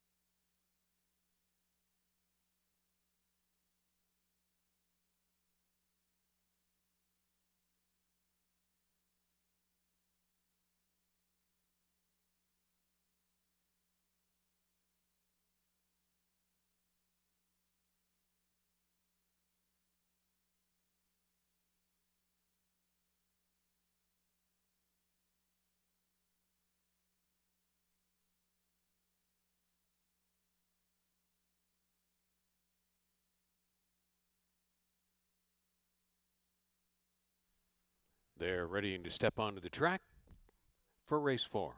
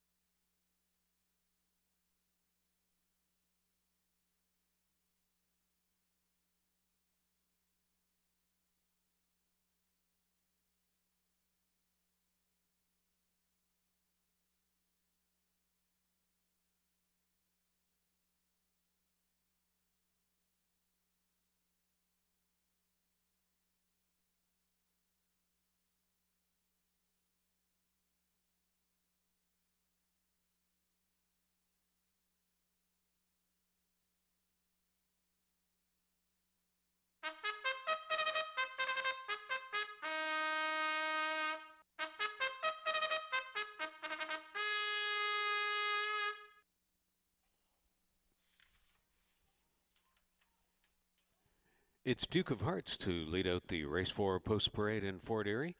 Emil Ramsamy to ride, trained by Elliott Sullivan for owner Bruno Schickedans. Michael Bennett trains for Candice Sirianni. Pierre Melhot is in the irons of 2. What's one more? Strolling Posse number 3. Races for Gene Ryan, Daniel Wills with Kirk Johnson aboard.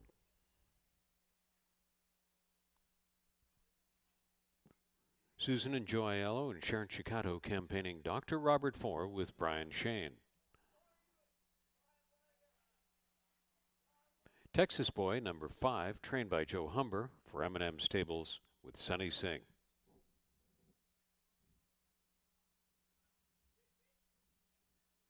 Jordan's Way is number 6, conditioned by Julie Bellumet for owner Robert Hardy. The rider is Tanika Wolfbell. Chris Husband's riding for Philibudu, Sylvester Olivier. 7 is Cepalinas. And the 8 is Giant Balls of Fire, conditioned by Paula Loescher for Robert Semenek, and the jockey is Melanie Pinto. They're all on the track for the 4th race, start of the late 20-cent pick 4, 3 minutes to post time. To the 4th race from Fort Erie.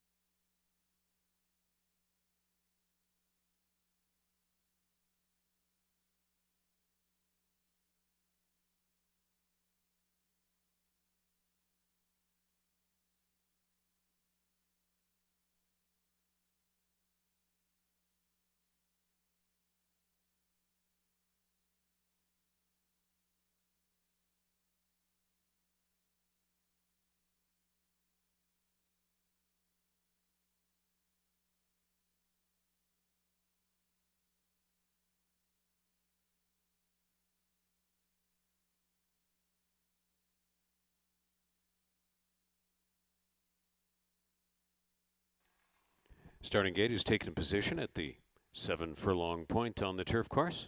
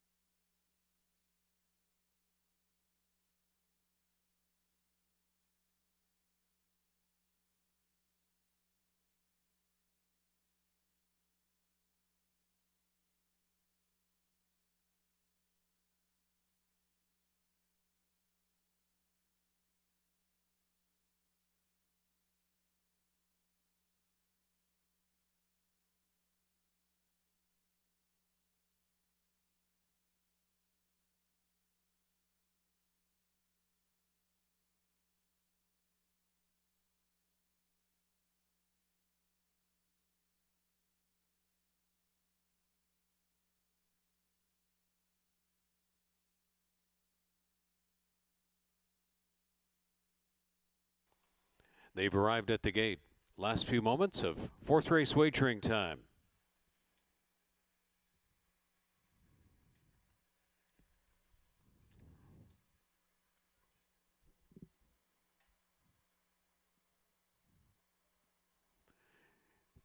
Duke of Hearts, 9-1 in the wagering market, is first to step in.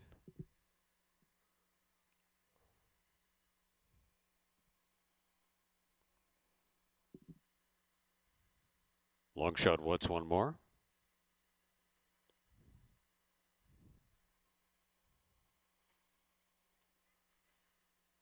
Eight to 5 respect for Sterling Posse, flanked by Dr. Robert.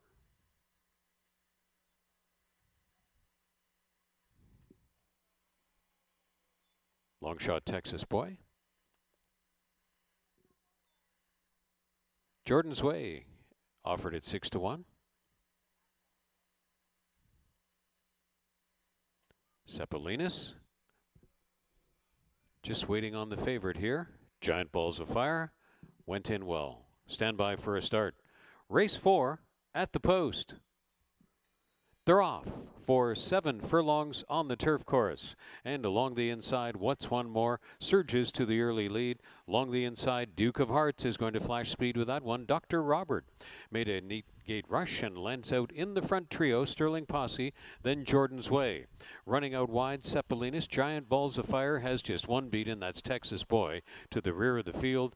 Getting spread out here over to the backstretch. What's One More prompting along Duke of Hearts, and they straighten up for this Fort Erie backstretch. Jordan's Way running on the outside and overtaking Dr. Robert right there. Sterling Posse lays off. That one is flanked in on the outside by Cepalinas. Giant Balls of Fire as laying off the speed, and the trailer Texas Boy. 24-2.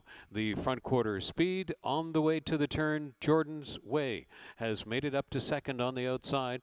of the determined-looking leader, Duke of Hearts. Duke of Hearts and Jordan's Way having at it. Dr. Robert retakes third. Backing away and tiring suddenly was What's One More on that final bend. Then Sterling Posse, Giant Balls of Fire blocked along the inside there, but has overtaken Cepalinas turning for home. Texas Boy has never been in it, so in the stretch, it's Duke of Hearts. Duke of Hearts trying to open up on this field. On the outside, Dr. Robert with Jordan's Way. And through the stretch, Sterling Posse finds a seam. They might all be too late. Duke of Hearts is almost there. Duke of Hearts at 6-1, trying to hang on, and did so. Giant Balls of Fire just a little too late, it appeared. Was second best, then Strolling Posse. 127 and 2.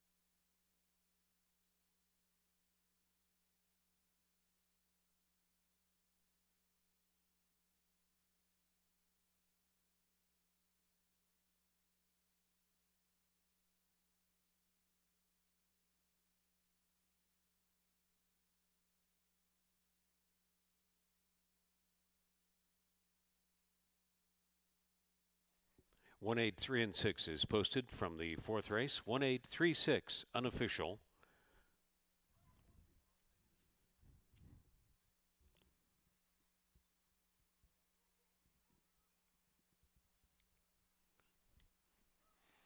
Seven furlong running time on the turf. 127 and 2.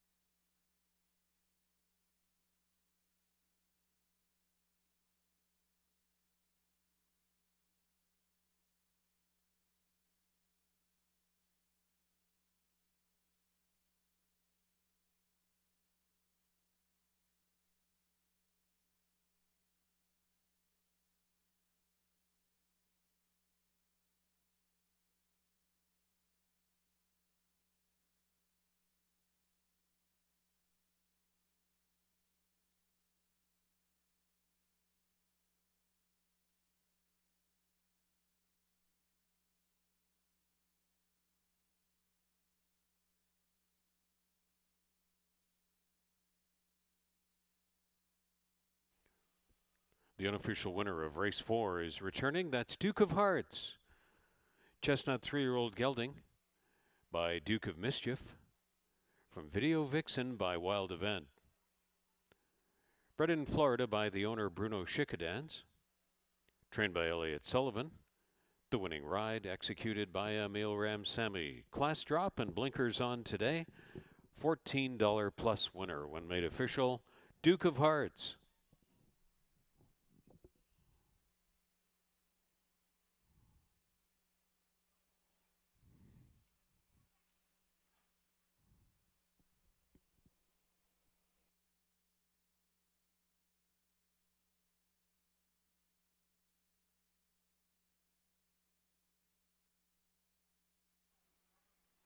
$15.60 on the win ticket, Duke of Hearts. $9.20 to place, $4.80 to show. Giant Balls of Fire, $3.50 to place, $2.30 to show. Strolling Posse, $2.40. The Exact to $49.40. The Trifecta, $119.10. The Dollar Superfecta, $183 and 6, $171.75. Rolling Daily Double, $22.10. Pick 3 ended on race 4, $127.35.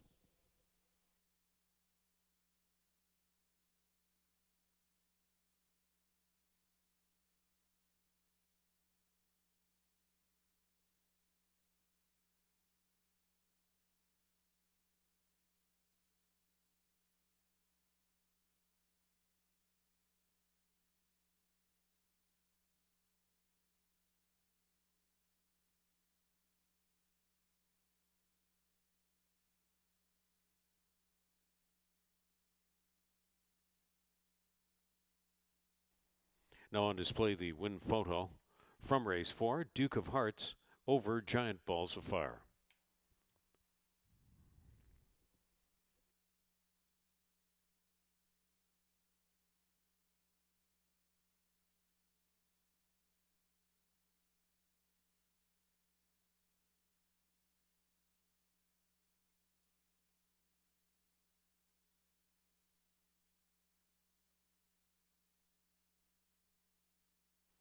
We had a claim from the 4th race, number 8 Giant Balls of Fire, taken for $4,500 by True Stride Racing Stable.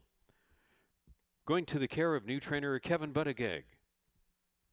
True Stride Racing Stable claims Giant Balls of Fire for $4,500, going into the shed row of trainer Kevin Buttigieg.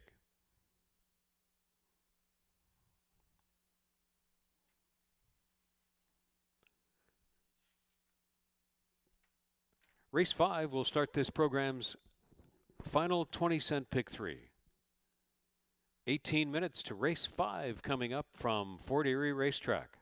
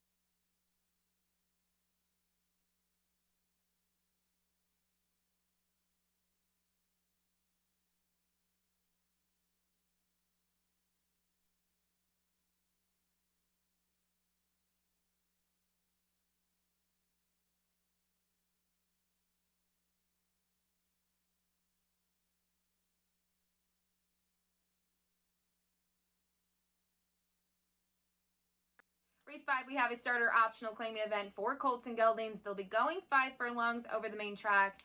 And while the field is compact, it's a pretty talented bunch. I often don't say things like this, but I really think any horse could win this race. If I was playing a multi-race sequence, any wager that involved that, I may hit the all button here. The reason I say that is a couple horses exhibit a lot of speed. They kick back huge speed figures. Others like to sit off the pace. It's really kind of hard to figure out what's going to happen. They are only going 5 furlongs, but there's always the possibility that there's a speed duel and one of the horses, or maybe both of them, kind of quit on the front end. Ultimately, I did land on the 5 Sent from Heaven, who I was really impressed with here on June 16th. He won that 62.50 claiming event with ease. Really wasn't asked in there much by Melanie Pinto. And to see a horse win by almost 8 lengths like that and have an 83 Beyer speed figure, it's hard not to like them next time out. I think similarly, you could say the same thing about the 2 Stolen Identity, who has an identical Beyer speed figure and won by almost 16. But he was facing $3,000 claimers, so I do know that the competition that Sent from Heaven faced was better than that. And that's why I decided to ultimately land on this one on the top spot. Others in here, I did look at the 1 Kitten Solution. He finally got his first win at Fort Erie here on June 16th. He was against this same level, stopped just a length or 2 off the leaders, didn't want to let anyone get away on the front end, and he was able to close in the end to win by a length and a quarter as the favorite, which we kind of expected. He really likes it here at Fort Erie, and I think, a speed duel is going to be to his benefit, but he is taking a slight cutback in distance. He is going 5 furlongs, so that's not a huge deal for him, but maybe those speed horses can kind of carry themselves 5/8. Finally, I looked to the 4 Colleen Sailor, who is the 11-year-old veteran who was the first horse this year at Woodbine to win 2 races. He won on June 6th, and then he won on June 18th, and I really liked the most recent win. He had a nice number come back from there, and he stopped just off the pace a couple lengths, and he really drew off in the end when he was asked by his rider. He likes it here at Fort Erie. He's 2 for 2 in the money. You can see that win here last year towards the end of the season. Nice win. His other race, well, you have to go really far back because he raced in the Prince of Wales as a 3-year-old, so I'm not going to, bring that up. But my concern with him being 11, he's making his 3rd start in a month, and I think that's a lot to ask of a horse, and I'm not sure, he can win. I definitely think he's in shape and definitely can get a share, but 3 wins from an 11-year-old in a month, that would be super impressive. Best of luck.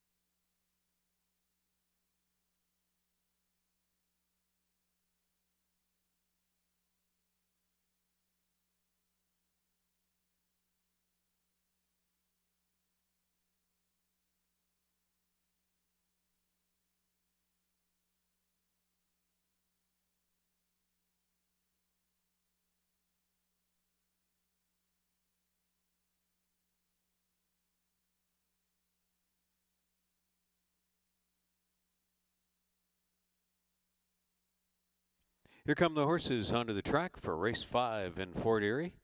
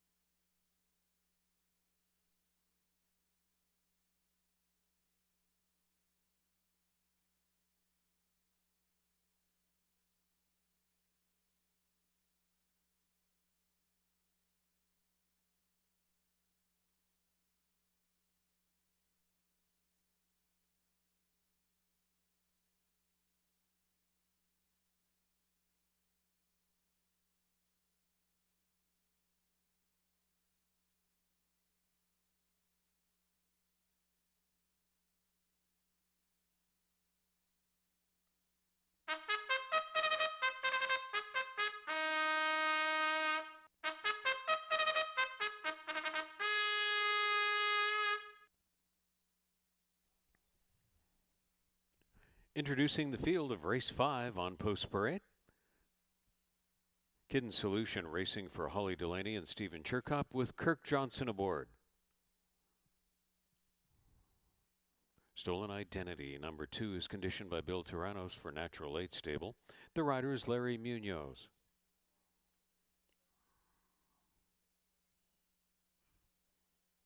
Next on parade is Colleen's Sailor. Races for Joe Humber with Sunny Singh. Sent from Heaven 5. For the Sharon and John Sims stable, it's Melanie Pinto.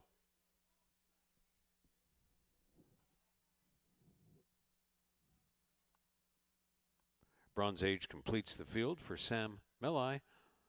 Juan Crawford riding.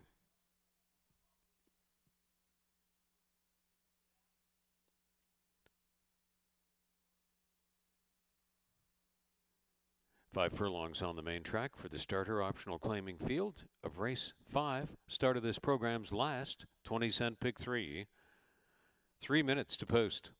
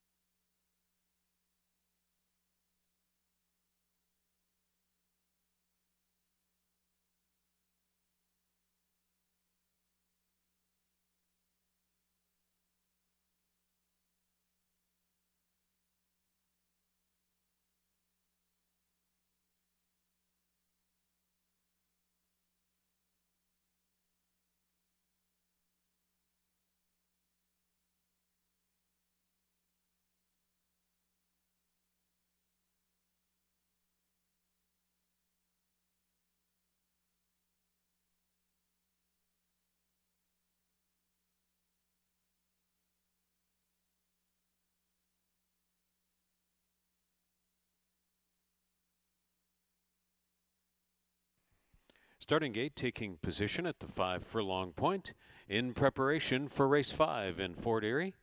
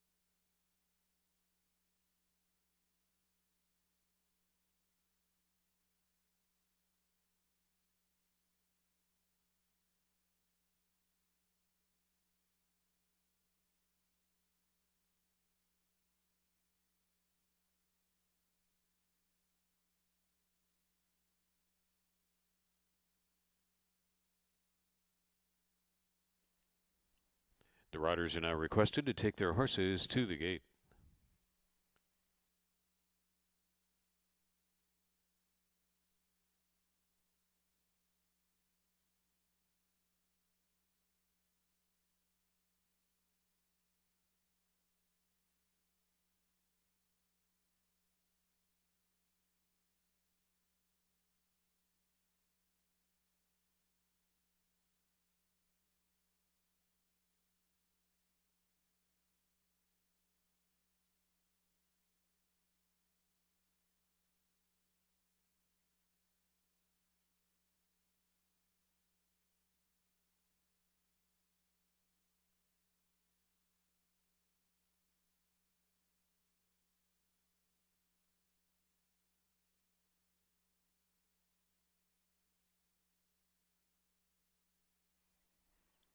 Reach the starting point, readying to load.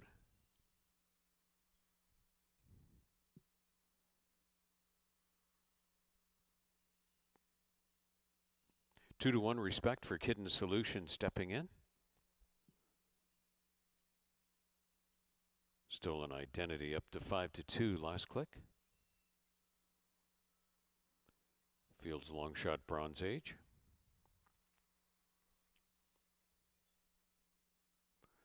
Slight favorite Colleen Sailor. Sent from Heaven completes the line.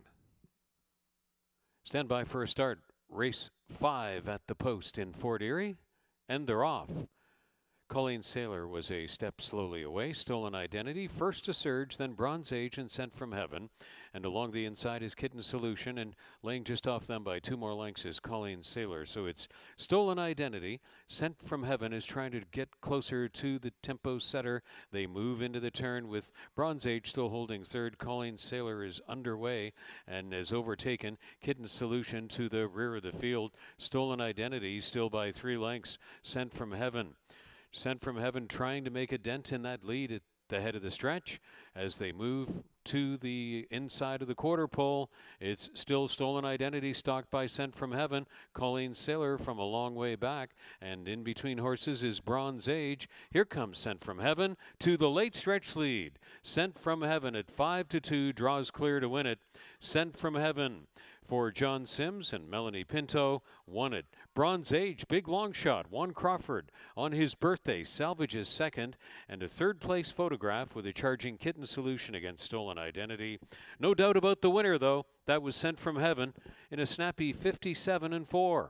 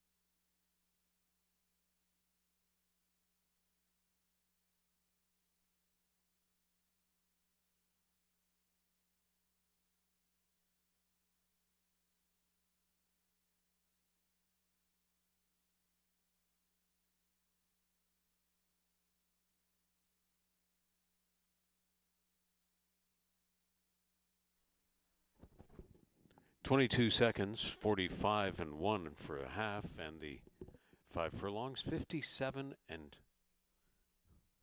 4 for Sent from Heaven.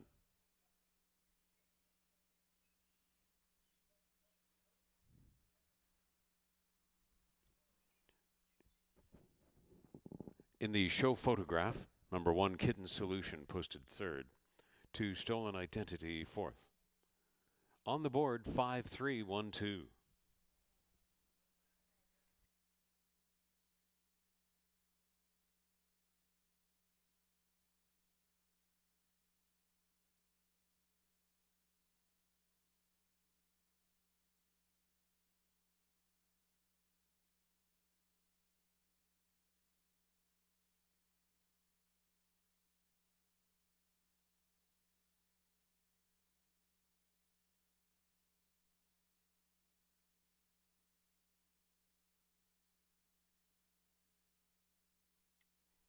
Sent from Heaven back for the winner's photograph of race 5. The 5-year-old bay gelding by Data Link from Safe Haven by AP Indy. Bred in Ontario by Christine Hayden. Races for Sharon and John Sims. And another multiple win day for Melanie Pinto in the irons, leading the meet in the saddle. Sent from Heaven, second win in 7 starts this year. First to run that 5 furlongs in 57 and 4 when posted official.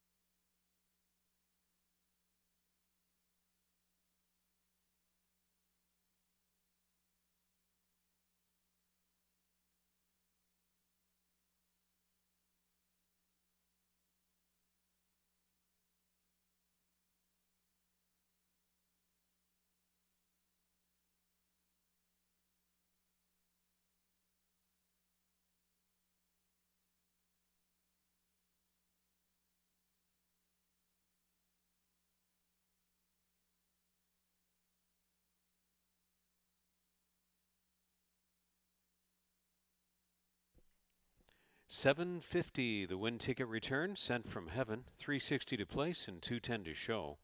Bronze Age, longest on the board, was second, $830 and $4. Kitten Solution, $290 to show. The Exact is $62. The Trifecta, $202.70. The dollar Superfecta, 5, 3, 1, and 2, $155. The Rolling Daily Double, $59.50.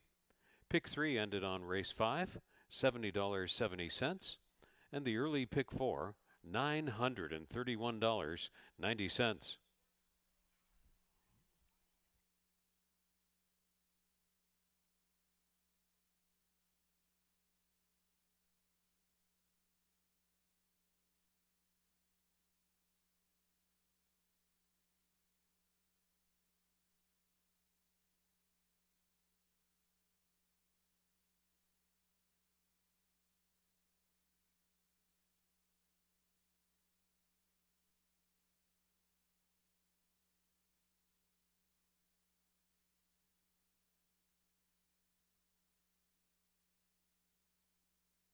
Now on display, the show photograph from race 5, showing number 1 Kitten Solution taking third, over number 2 Stolen Identity, who is fourth.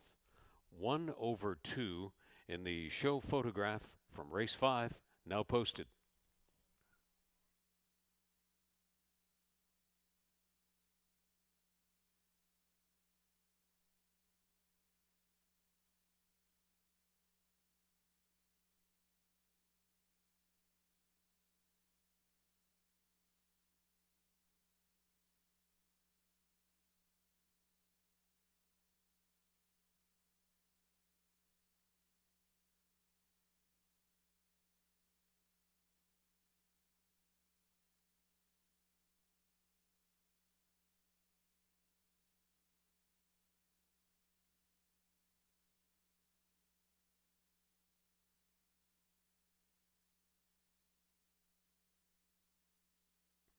Our live racing schedule for the 2020 campaign here at Fort Erie Racetrack each Monday and Tuesday, 1:10 p.m. first post. Pre-race coverage starting at 12:35 p.m. each race day. That's our schedule for the entire campaign right through the second week of October. Fort Erie's live action in 2020 every Monday and Tuesday at 1:10 p.m. first post.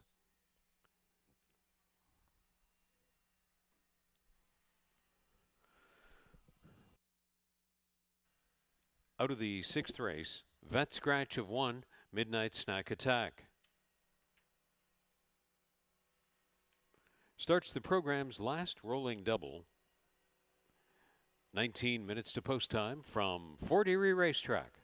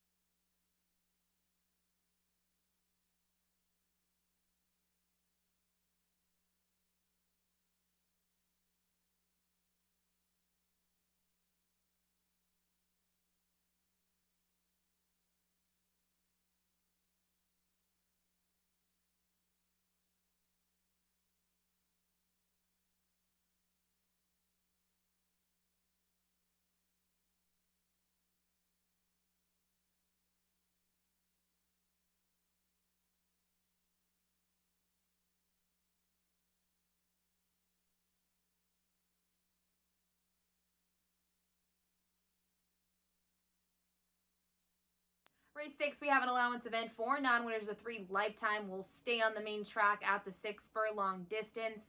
But we do have one scratch. The 1 Midnight Snack Attack is out, which does affect my selections, but my top 2 are still in play, that being the 6 Strategic Vision, then the 4 Get the News.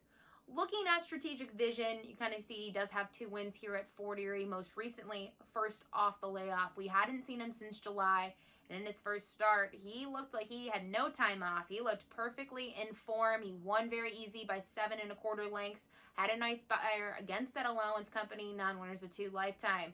And it was very comparable to his maiden victory here. He faced maiden special weight company And he did the same thing at the 6 furlong distance. With that said, I think he's the type of horse that when he makes the lead, he is very bold. He kind of gets kind of gutsy on the front end and says, I'm in charge, and looks like he really likes to be on the front end. So I think if he finds himself there by himself, he's going to be very tough. Now, I do think he will face maybe some pressure from the four Get the News, who has been forwardly placed in his career. You can see that he's had some, good performances over the turf at Woodbine. But it's interesting. He's making his first dirt start, and looking at his breezes over the dirt, they're not eye-catching. Not seeing anything super quick in the mornings.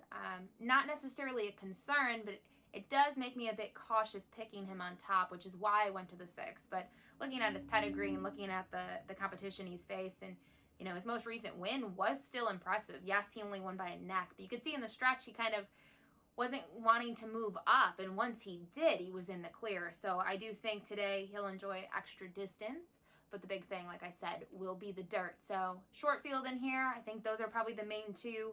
I would kind of maybe look to Pool Playa, who is fresh off the claim for Anthony Adamo. 2 starts here at Fort Erie, does have a win and does have a second. And, when he won here against that allowance, not only is a 2 lifetime, it was for Ontario breds, but he won with ease, and he closed from off the pace. So maybe if the 4 and the 6 lock up, he'll be flying late. Good luck.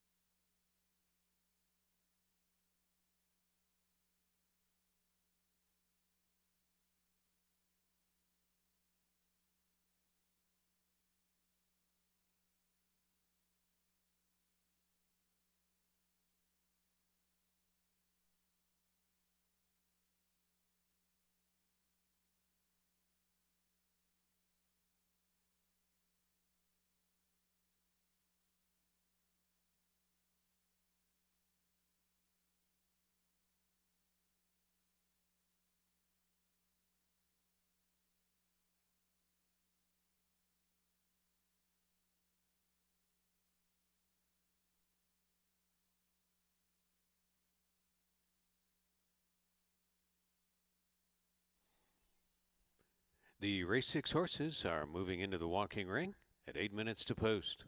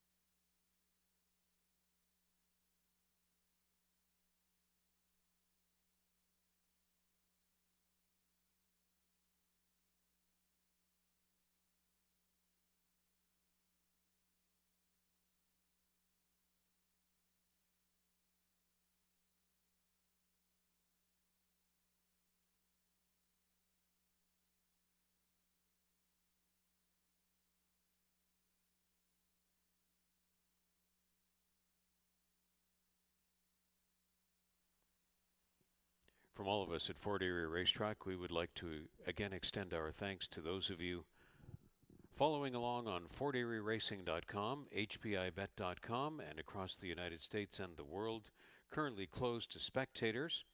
But with post time at 1:10 p.m. each Monday and Tuesday, we invite you to watch our live stream and replays and check out the racing schedule, Ashley Mayhew's free tip sheet and statistics, and much more on FortErieRacing.com, and our weekly highlights and replay show every Thursday evening on cable channel 700 locally, your TV Niagara.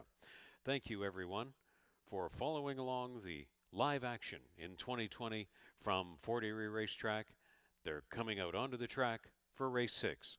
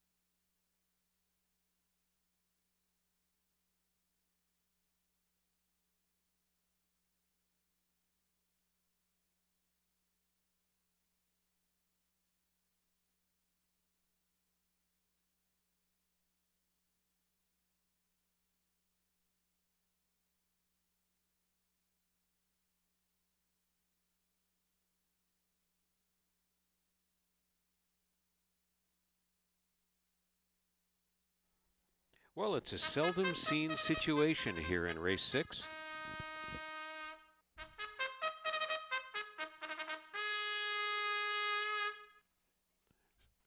With the call to the post, we're going to introduce 3 grays and 2 non-gray horses. 3 grays in a single race here for the 6th, and one of them is Lewinsky's Wild Affair, sent out by Nicola Scott with Juan Crawford riding.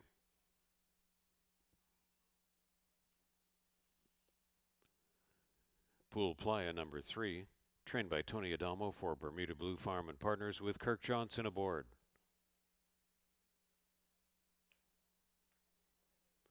Get the News number 4, another of the grays. Campaigning for Louis Cappy with Melanie Pinto aboard.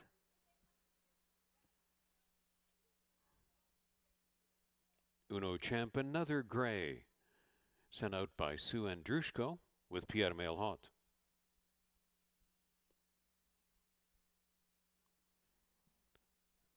Completing the field is 6 Strategic Vision, conditioned by Julie Mathis for Pier 1 Stables. Helen Vanek aboard. Allowance field here in race 6 to kick off the program's last rolling double.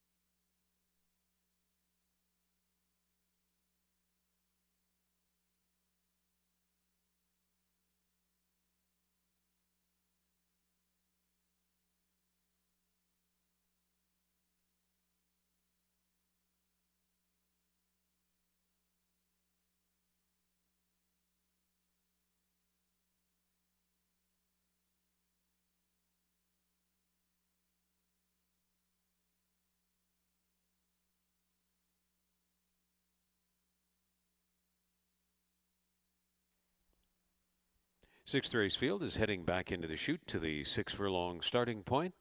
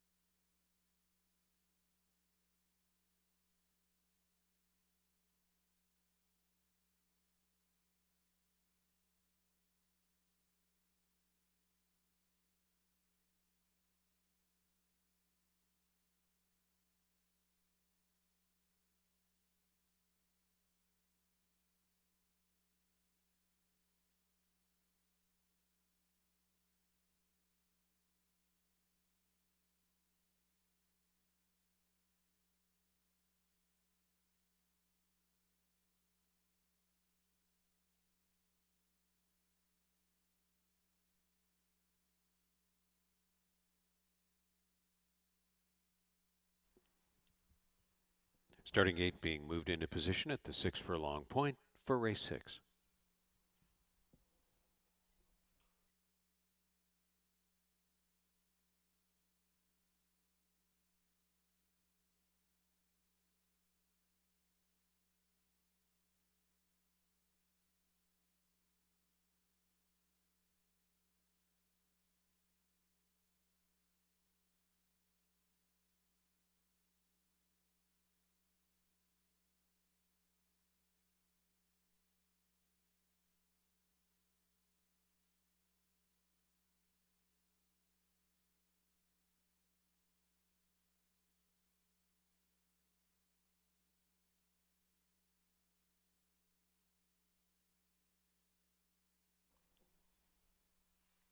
They've reached the starting point, readying to load.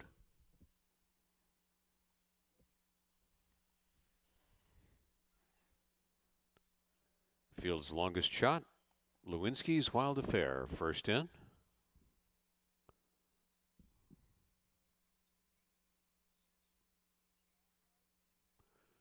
Pool Playa, second choice status. Now third choice.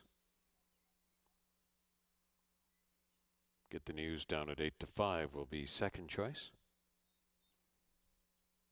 Another gray in the field, Uno Champ, will be in double digits. The favorite, Strategic Vision, last to load. Stand by for a start, race 6. They're off, and all eyes on Strategic Vision, looking to win the break and go to the front early. Out with that one comes Pool Playa, and then the troika of grays to the rear of the field. Get the News is on the flank of Lewinsky's Wild Affair, and 2 more lengths to Uno Champ. Helen Vanek has gotten her wish to make the lead with Strategic Vision. Strategic Vision, here comes Get the News, stalking up well on the outside, and sandwiched in between them is Pool Playa. These three having a good go of it into the turn. 2 more lengths to Lewinsky's Wild Affair, and about 4 more to Uno Champ the trailer. Strategic Vision not breaking contact with them. Here comes Get the News, almost to the saddle pad of the tempo setter. Pool Playa is third. Lewinsky's Wild Affair is fourth. Uno Champ is far back. Get the News trying to draw onto level terms with Strategic Vision, and the speed was good, 22 and 3, 45 and 3. They're in the stretch, and Strategic Vision just rebuffed the field there. Get the News is now well back, and Strategic Vision is gone with another Helen Vanek romping winner. Here is the place battle. Pool Playa rallying back on the fence for second, and Get the News had to settle for third, with Lewinsky's Wild Affair fourth. Strategic Vision all over those in the sixth. Running the 6 furlongs, 110 1/5.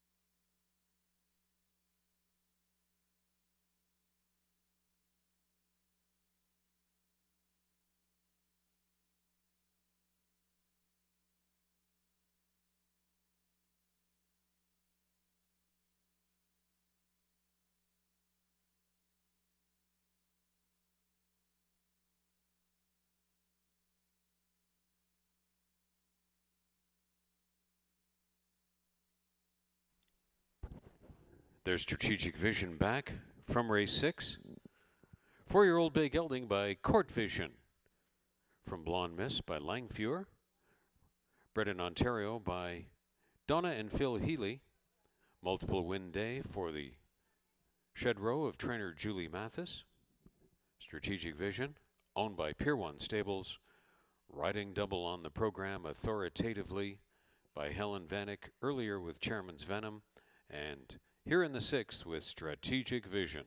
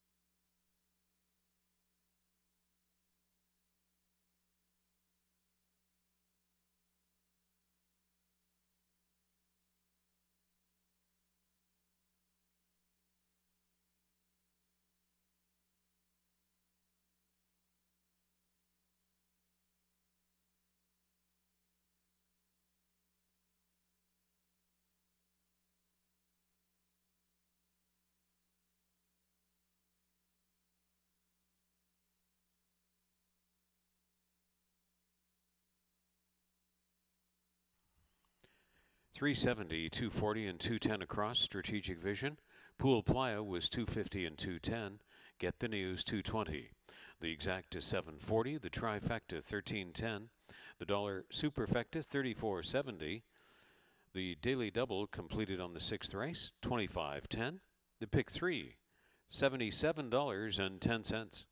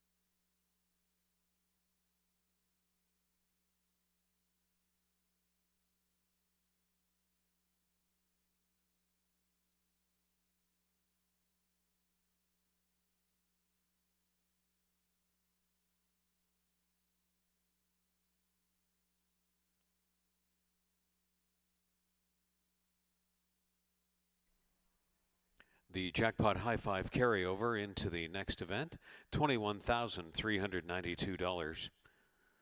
That's the jackpot high five, the carryover pool. More than $21,300 into this event. It's 21 minutes to post time. Seventh race changes recap. 1 Midnight Brew Vet Scratch. 2 Ginger Candy and 5 Annie O'Schiller, each 2 pounds over. 7 Express Banking, 1 pound over. The jackpot high five in addition to Superfecta, Trifecta, Exacta, Win Place and Show on the 7th from Fort Erie.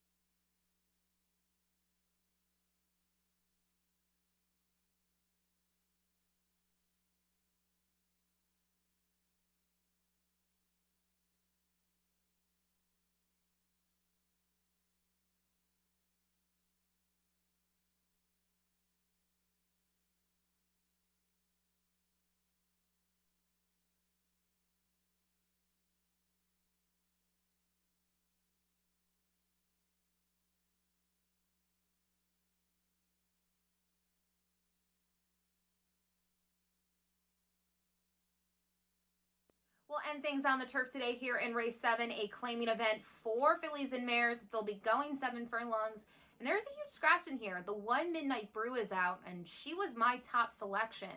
And my logic behind that was I thought she could make the lead or be forwardly placed and run a huge race based on that most recent performance, which resulted in a win.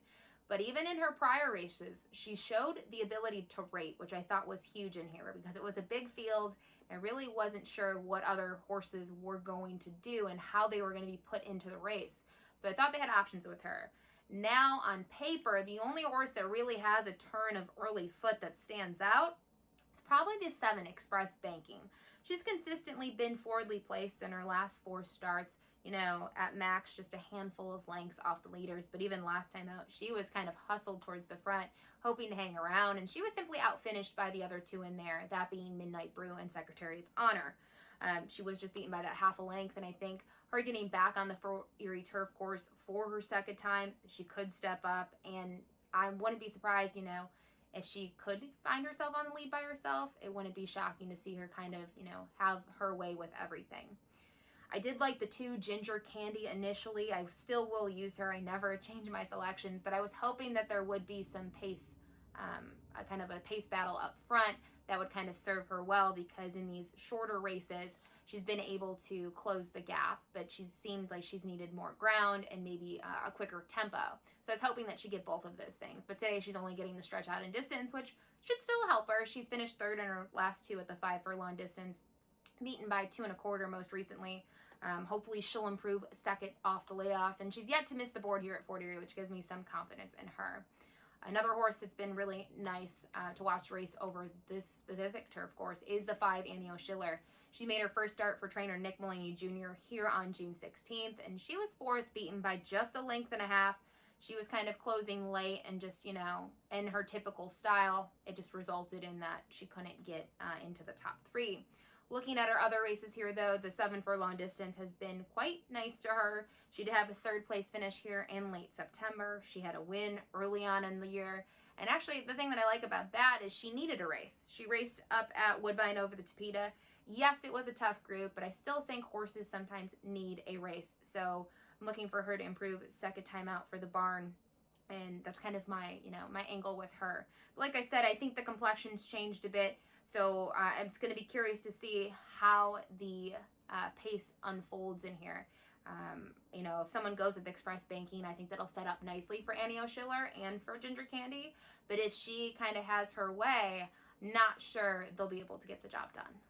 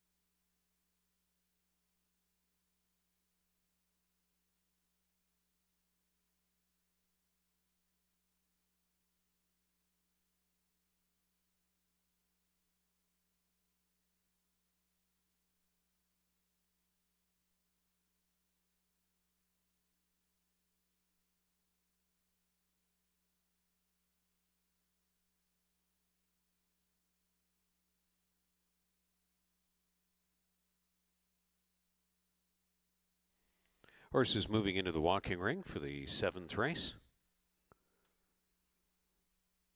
We would again, from all of us at Fort Erie Racetrack, like to extend a happy Canada Day for all of those of you watching across Canada this day, coming up tomorrow. And this Saturday, 4th of July in America, before we resume racing next Monday. So Canada Day tomorrow and 4th of July on Saturday. To all of you watching across the USA, hope you have a great week and some good luck here to boot in the 7th and final coming up from Fort Erie.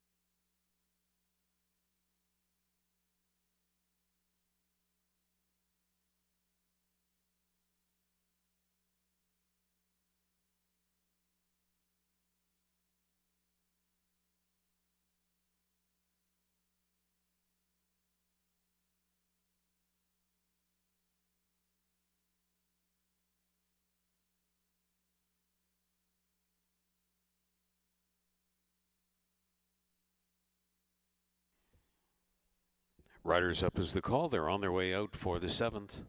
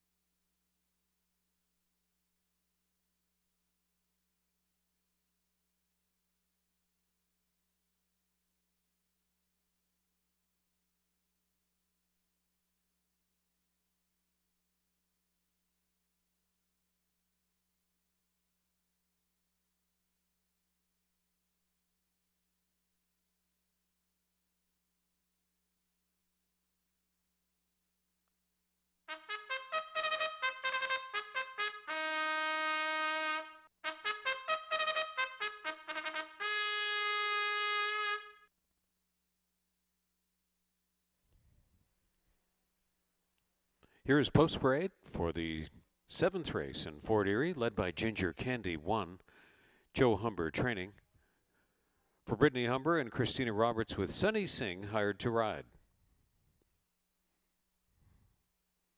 Hanson's Girl number 3, conditioned by Armand Concessi for Joe and Charles Luciano. Chris Husbands is aboard.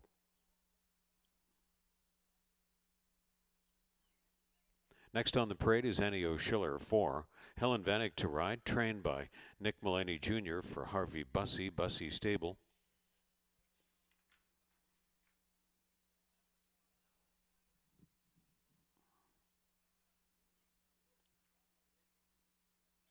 Giovanna Ponti, number 6, partnered by Melanie Pinto.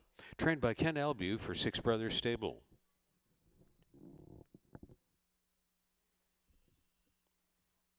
Express Banking is number 7, trained by Julie Mathis for Joey G Stable. Emil Ramsamy, partners.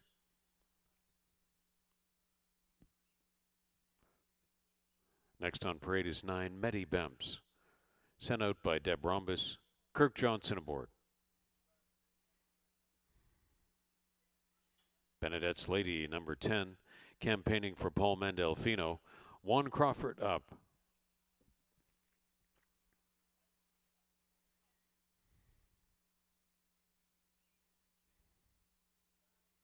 It's Nice to Be Nice, also on track. Races for Nancy and Robert Warner with Nikki Alderson in the saddle.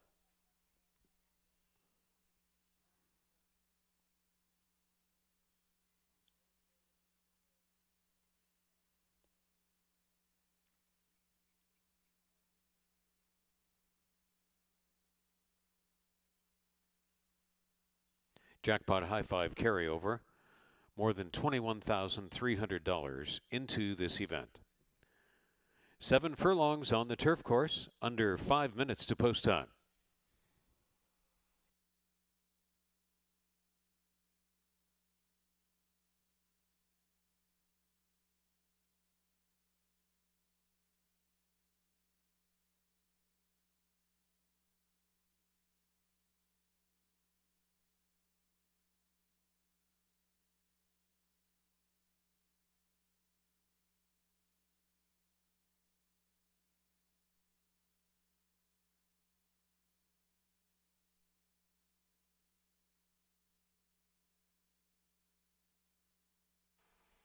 Rebel Lioness also on track.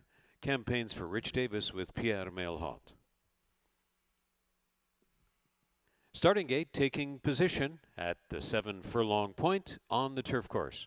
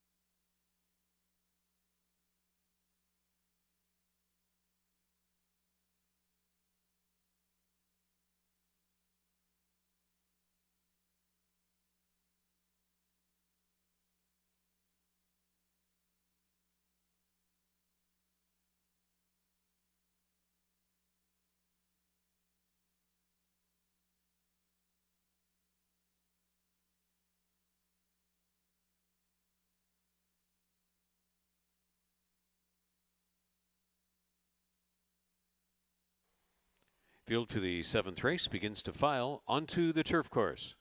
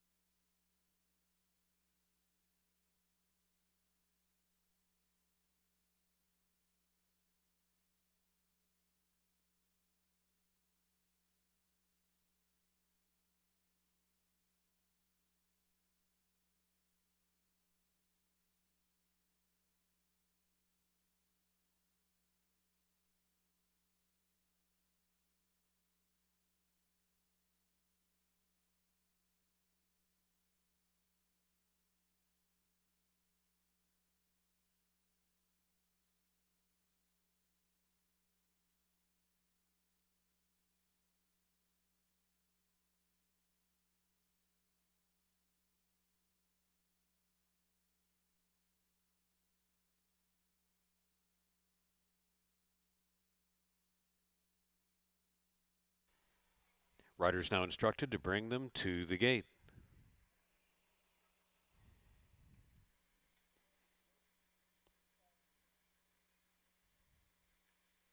Time running out for the jackpot high five and all 7th race wagers readying to load.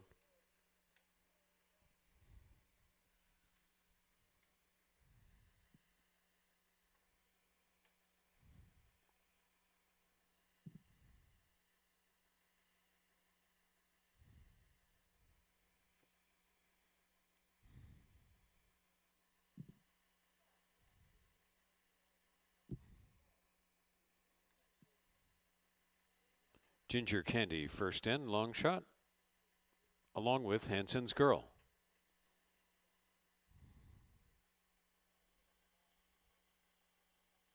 Rebel Lioness also in double digits.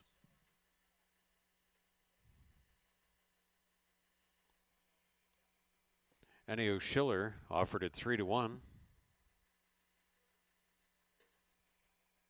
Giovanna Ponti.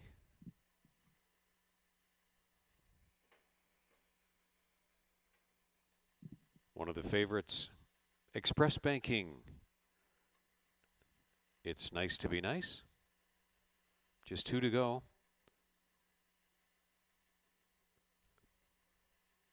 Meddy Bemps.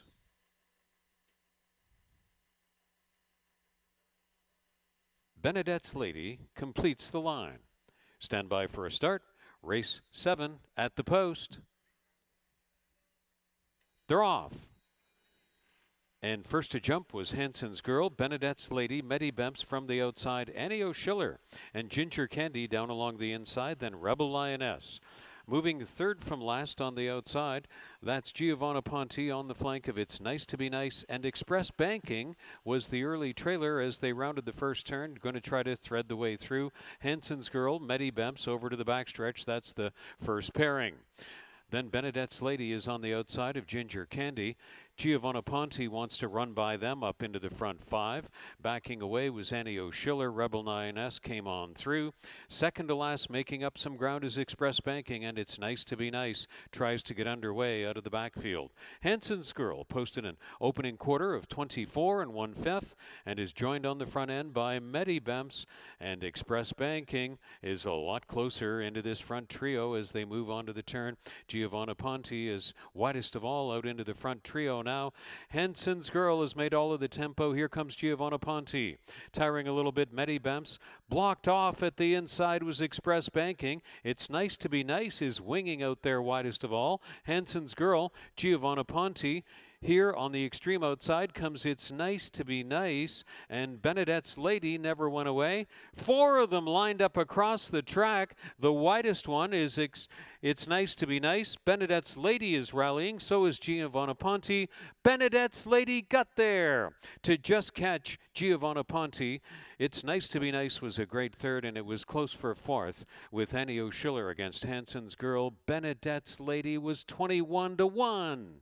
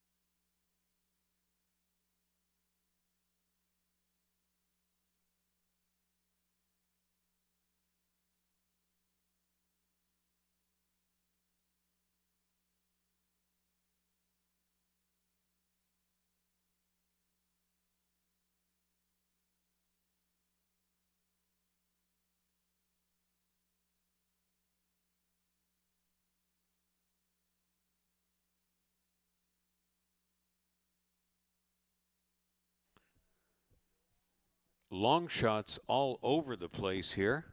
10, 6, 8, 3, 5 unofficial.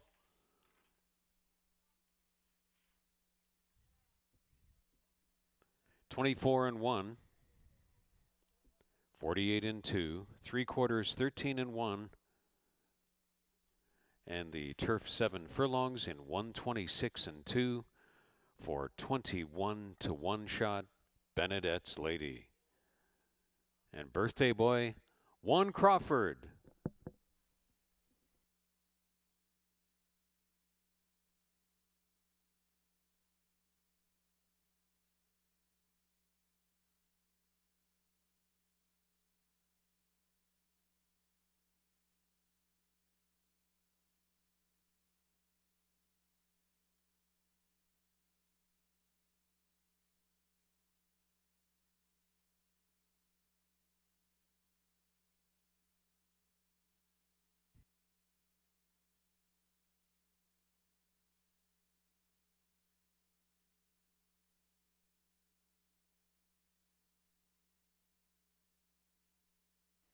Benedette's Lady was ready to go fresh off the shelf in her 2020 racing debut.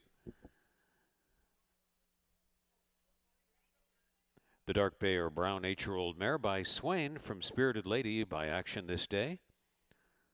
Homebred of owner-trainer Paul Mandelfino. And it makes for a birthday he won't soon forget for rider Juan Crawford. Reining in a 21-1 long shot to complete the program. Happy birthday to Juan Crawford. What a way to celebrate your special day with a $44 plus winner.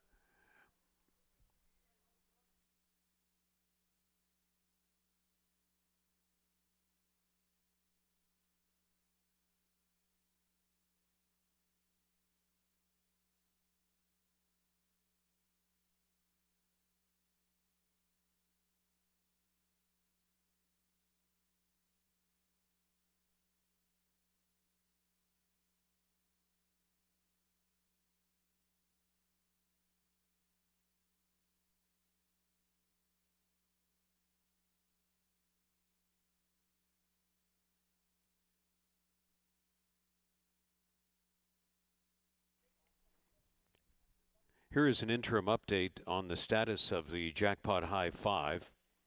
First indication, no winning tickets were sold on the 10, 6, 8, 3, 5 combination. No winning tickets in the Jackpot High 5 on 10, 6, 8, 3, 5. So the entire pool will carry to the final race next Monday. The entire Jackpot High 5 pool carries to the final race next Monday.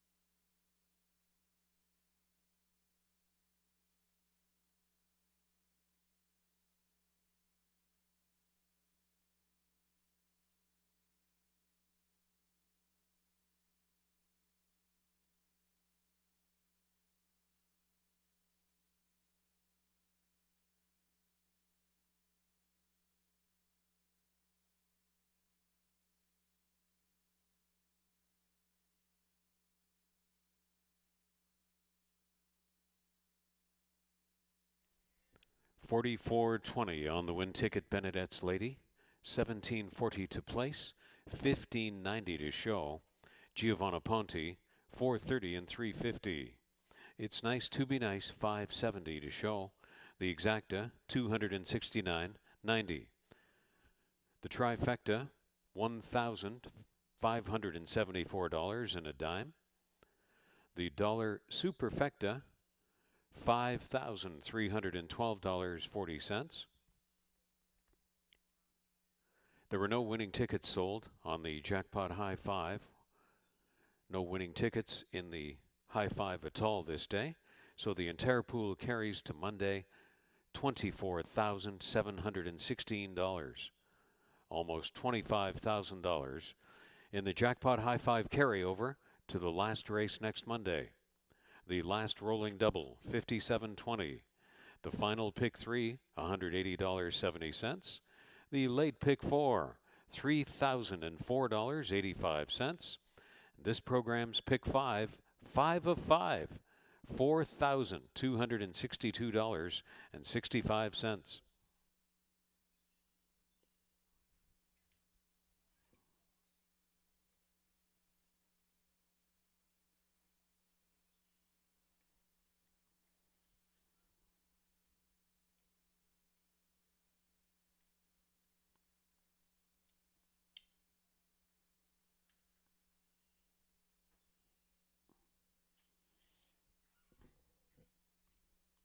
Now on display, the place photograph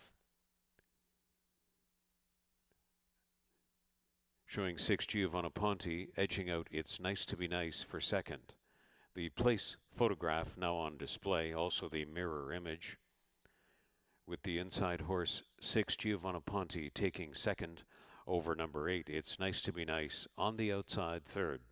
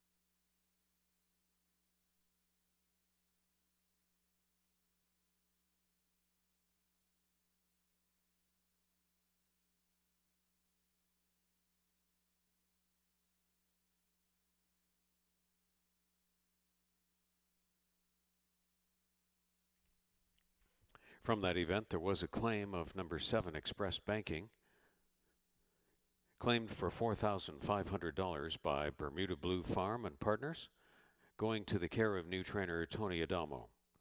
Bermuda Blue Farm and Partners claim Express Banking number 7 for $4,500 from the 7th race, going to new trainer Tony Adamo.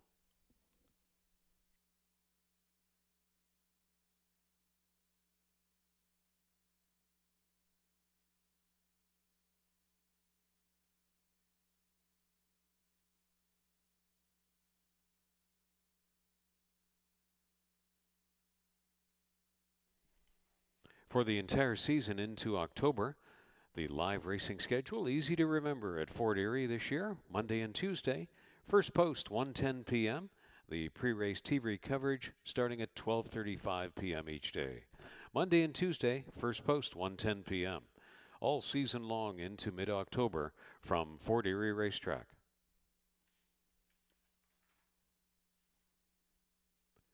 Be sure to check out hpibet.com and join for free today. When you bet $100, you will get $100 with your first bet on hpibet.com. Membership also includes the option of wagering online or on site on over 500 tracks from around the world. At home, you can watch up to 4 tracks at the same time and all the while be receiving HPIBet rewards. Check it out today and join for free today. That's hpibet.com.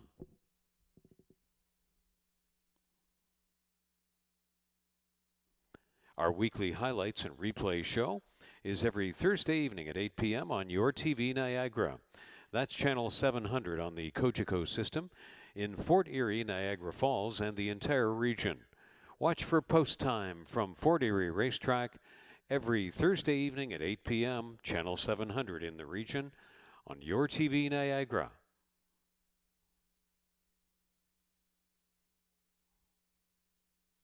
For our live stream and replays, the racing schedule, the Ashley Mayu free tip sheet, and much more, be sure to check us out.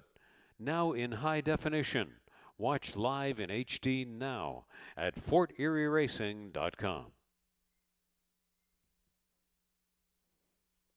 Now, on behalf of our horse people, the broadcast production team, staff, management, and the racing officials, thank you for your interest in Live Racing 2020 from Fort Erie Racetrack.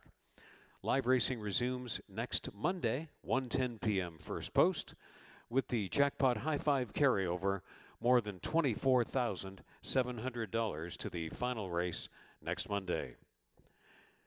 On this side of the border, happy Canada Day tomorrow to our American friends and followers. Happy 4th of July weekend coming up for you, and we hope to see all of you when we resume live action next Monday at 1:10 p.m. Have a great week ahead. Good afternoon from Fort Erie Racetrack.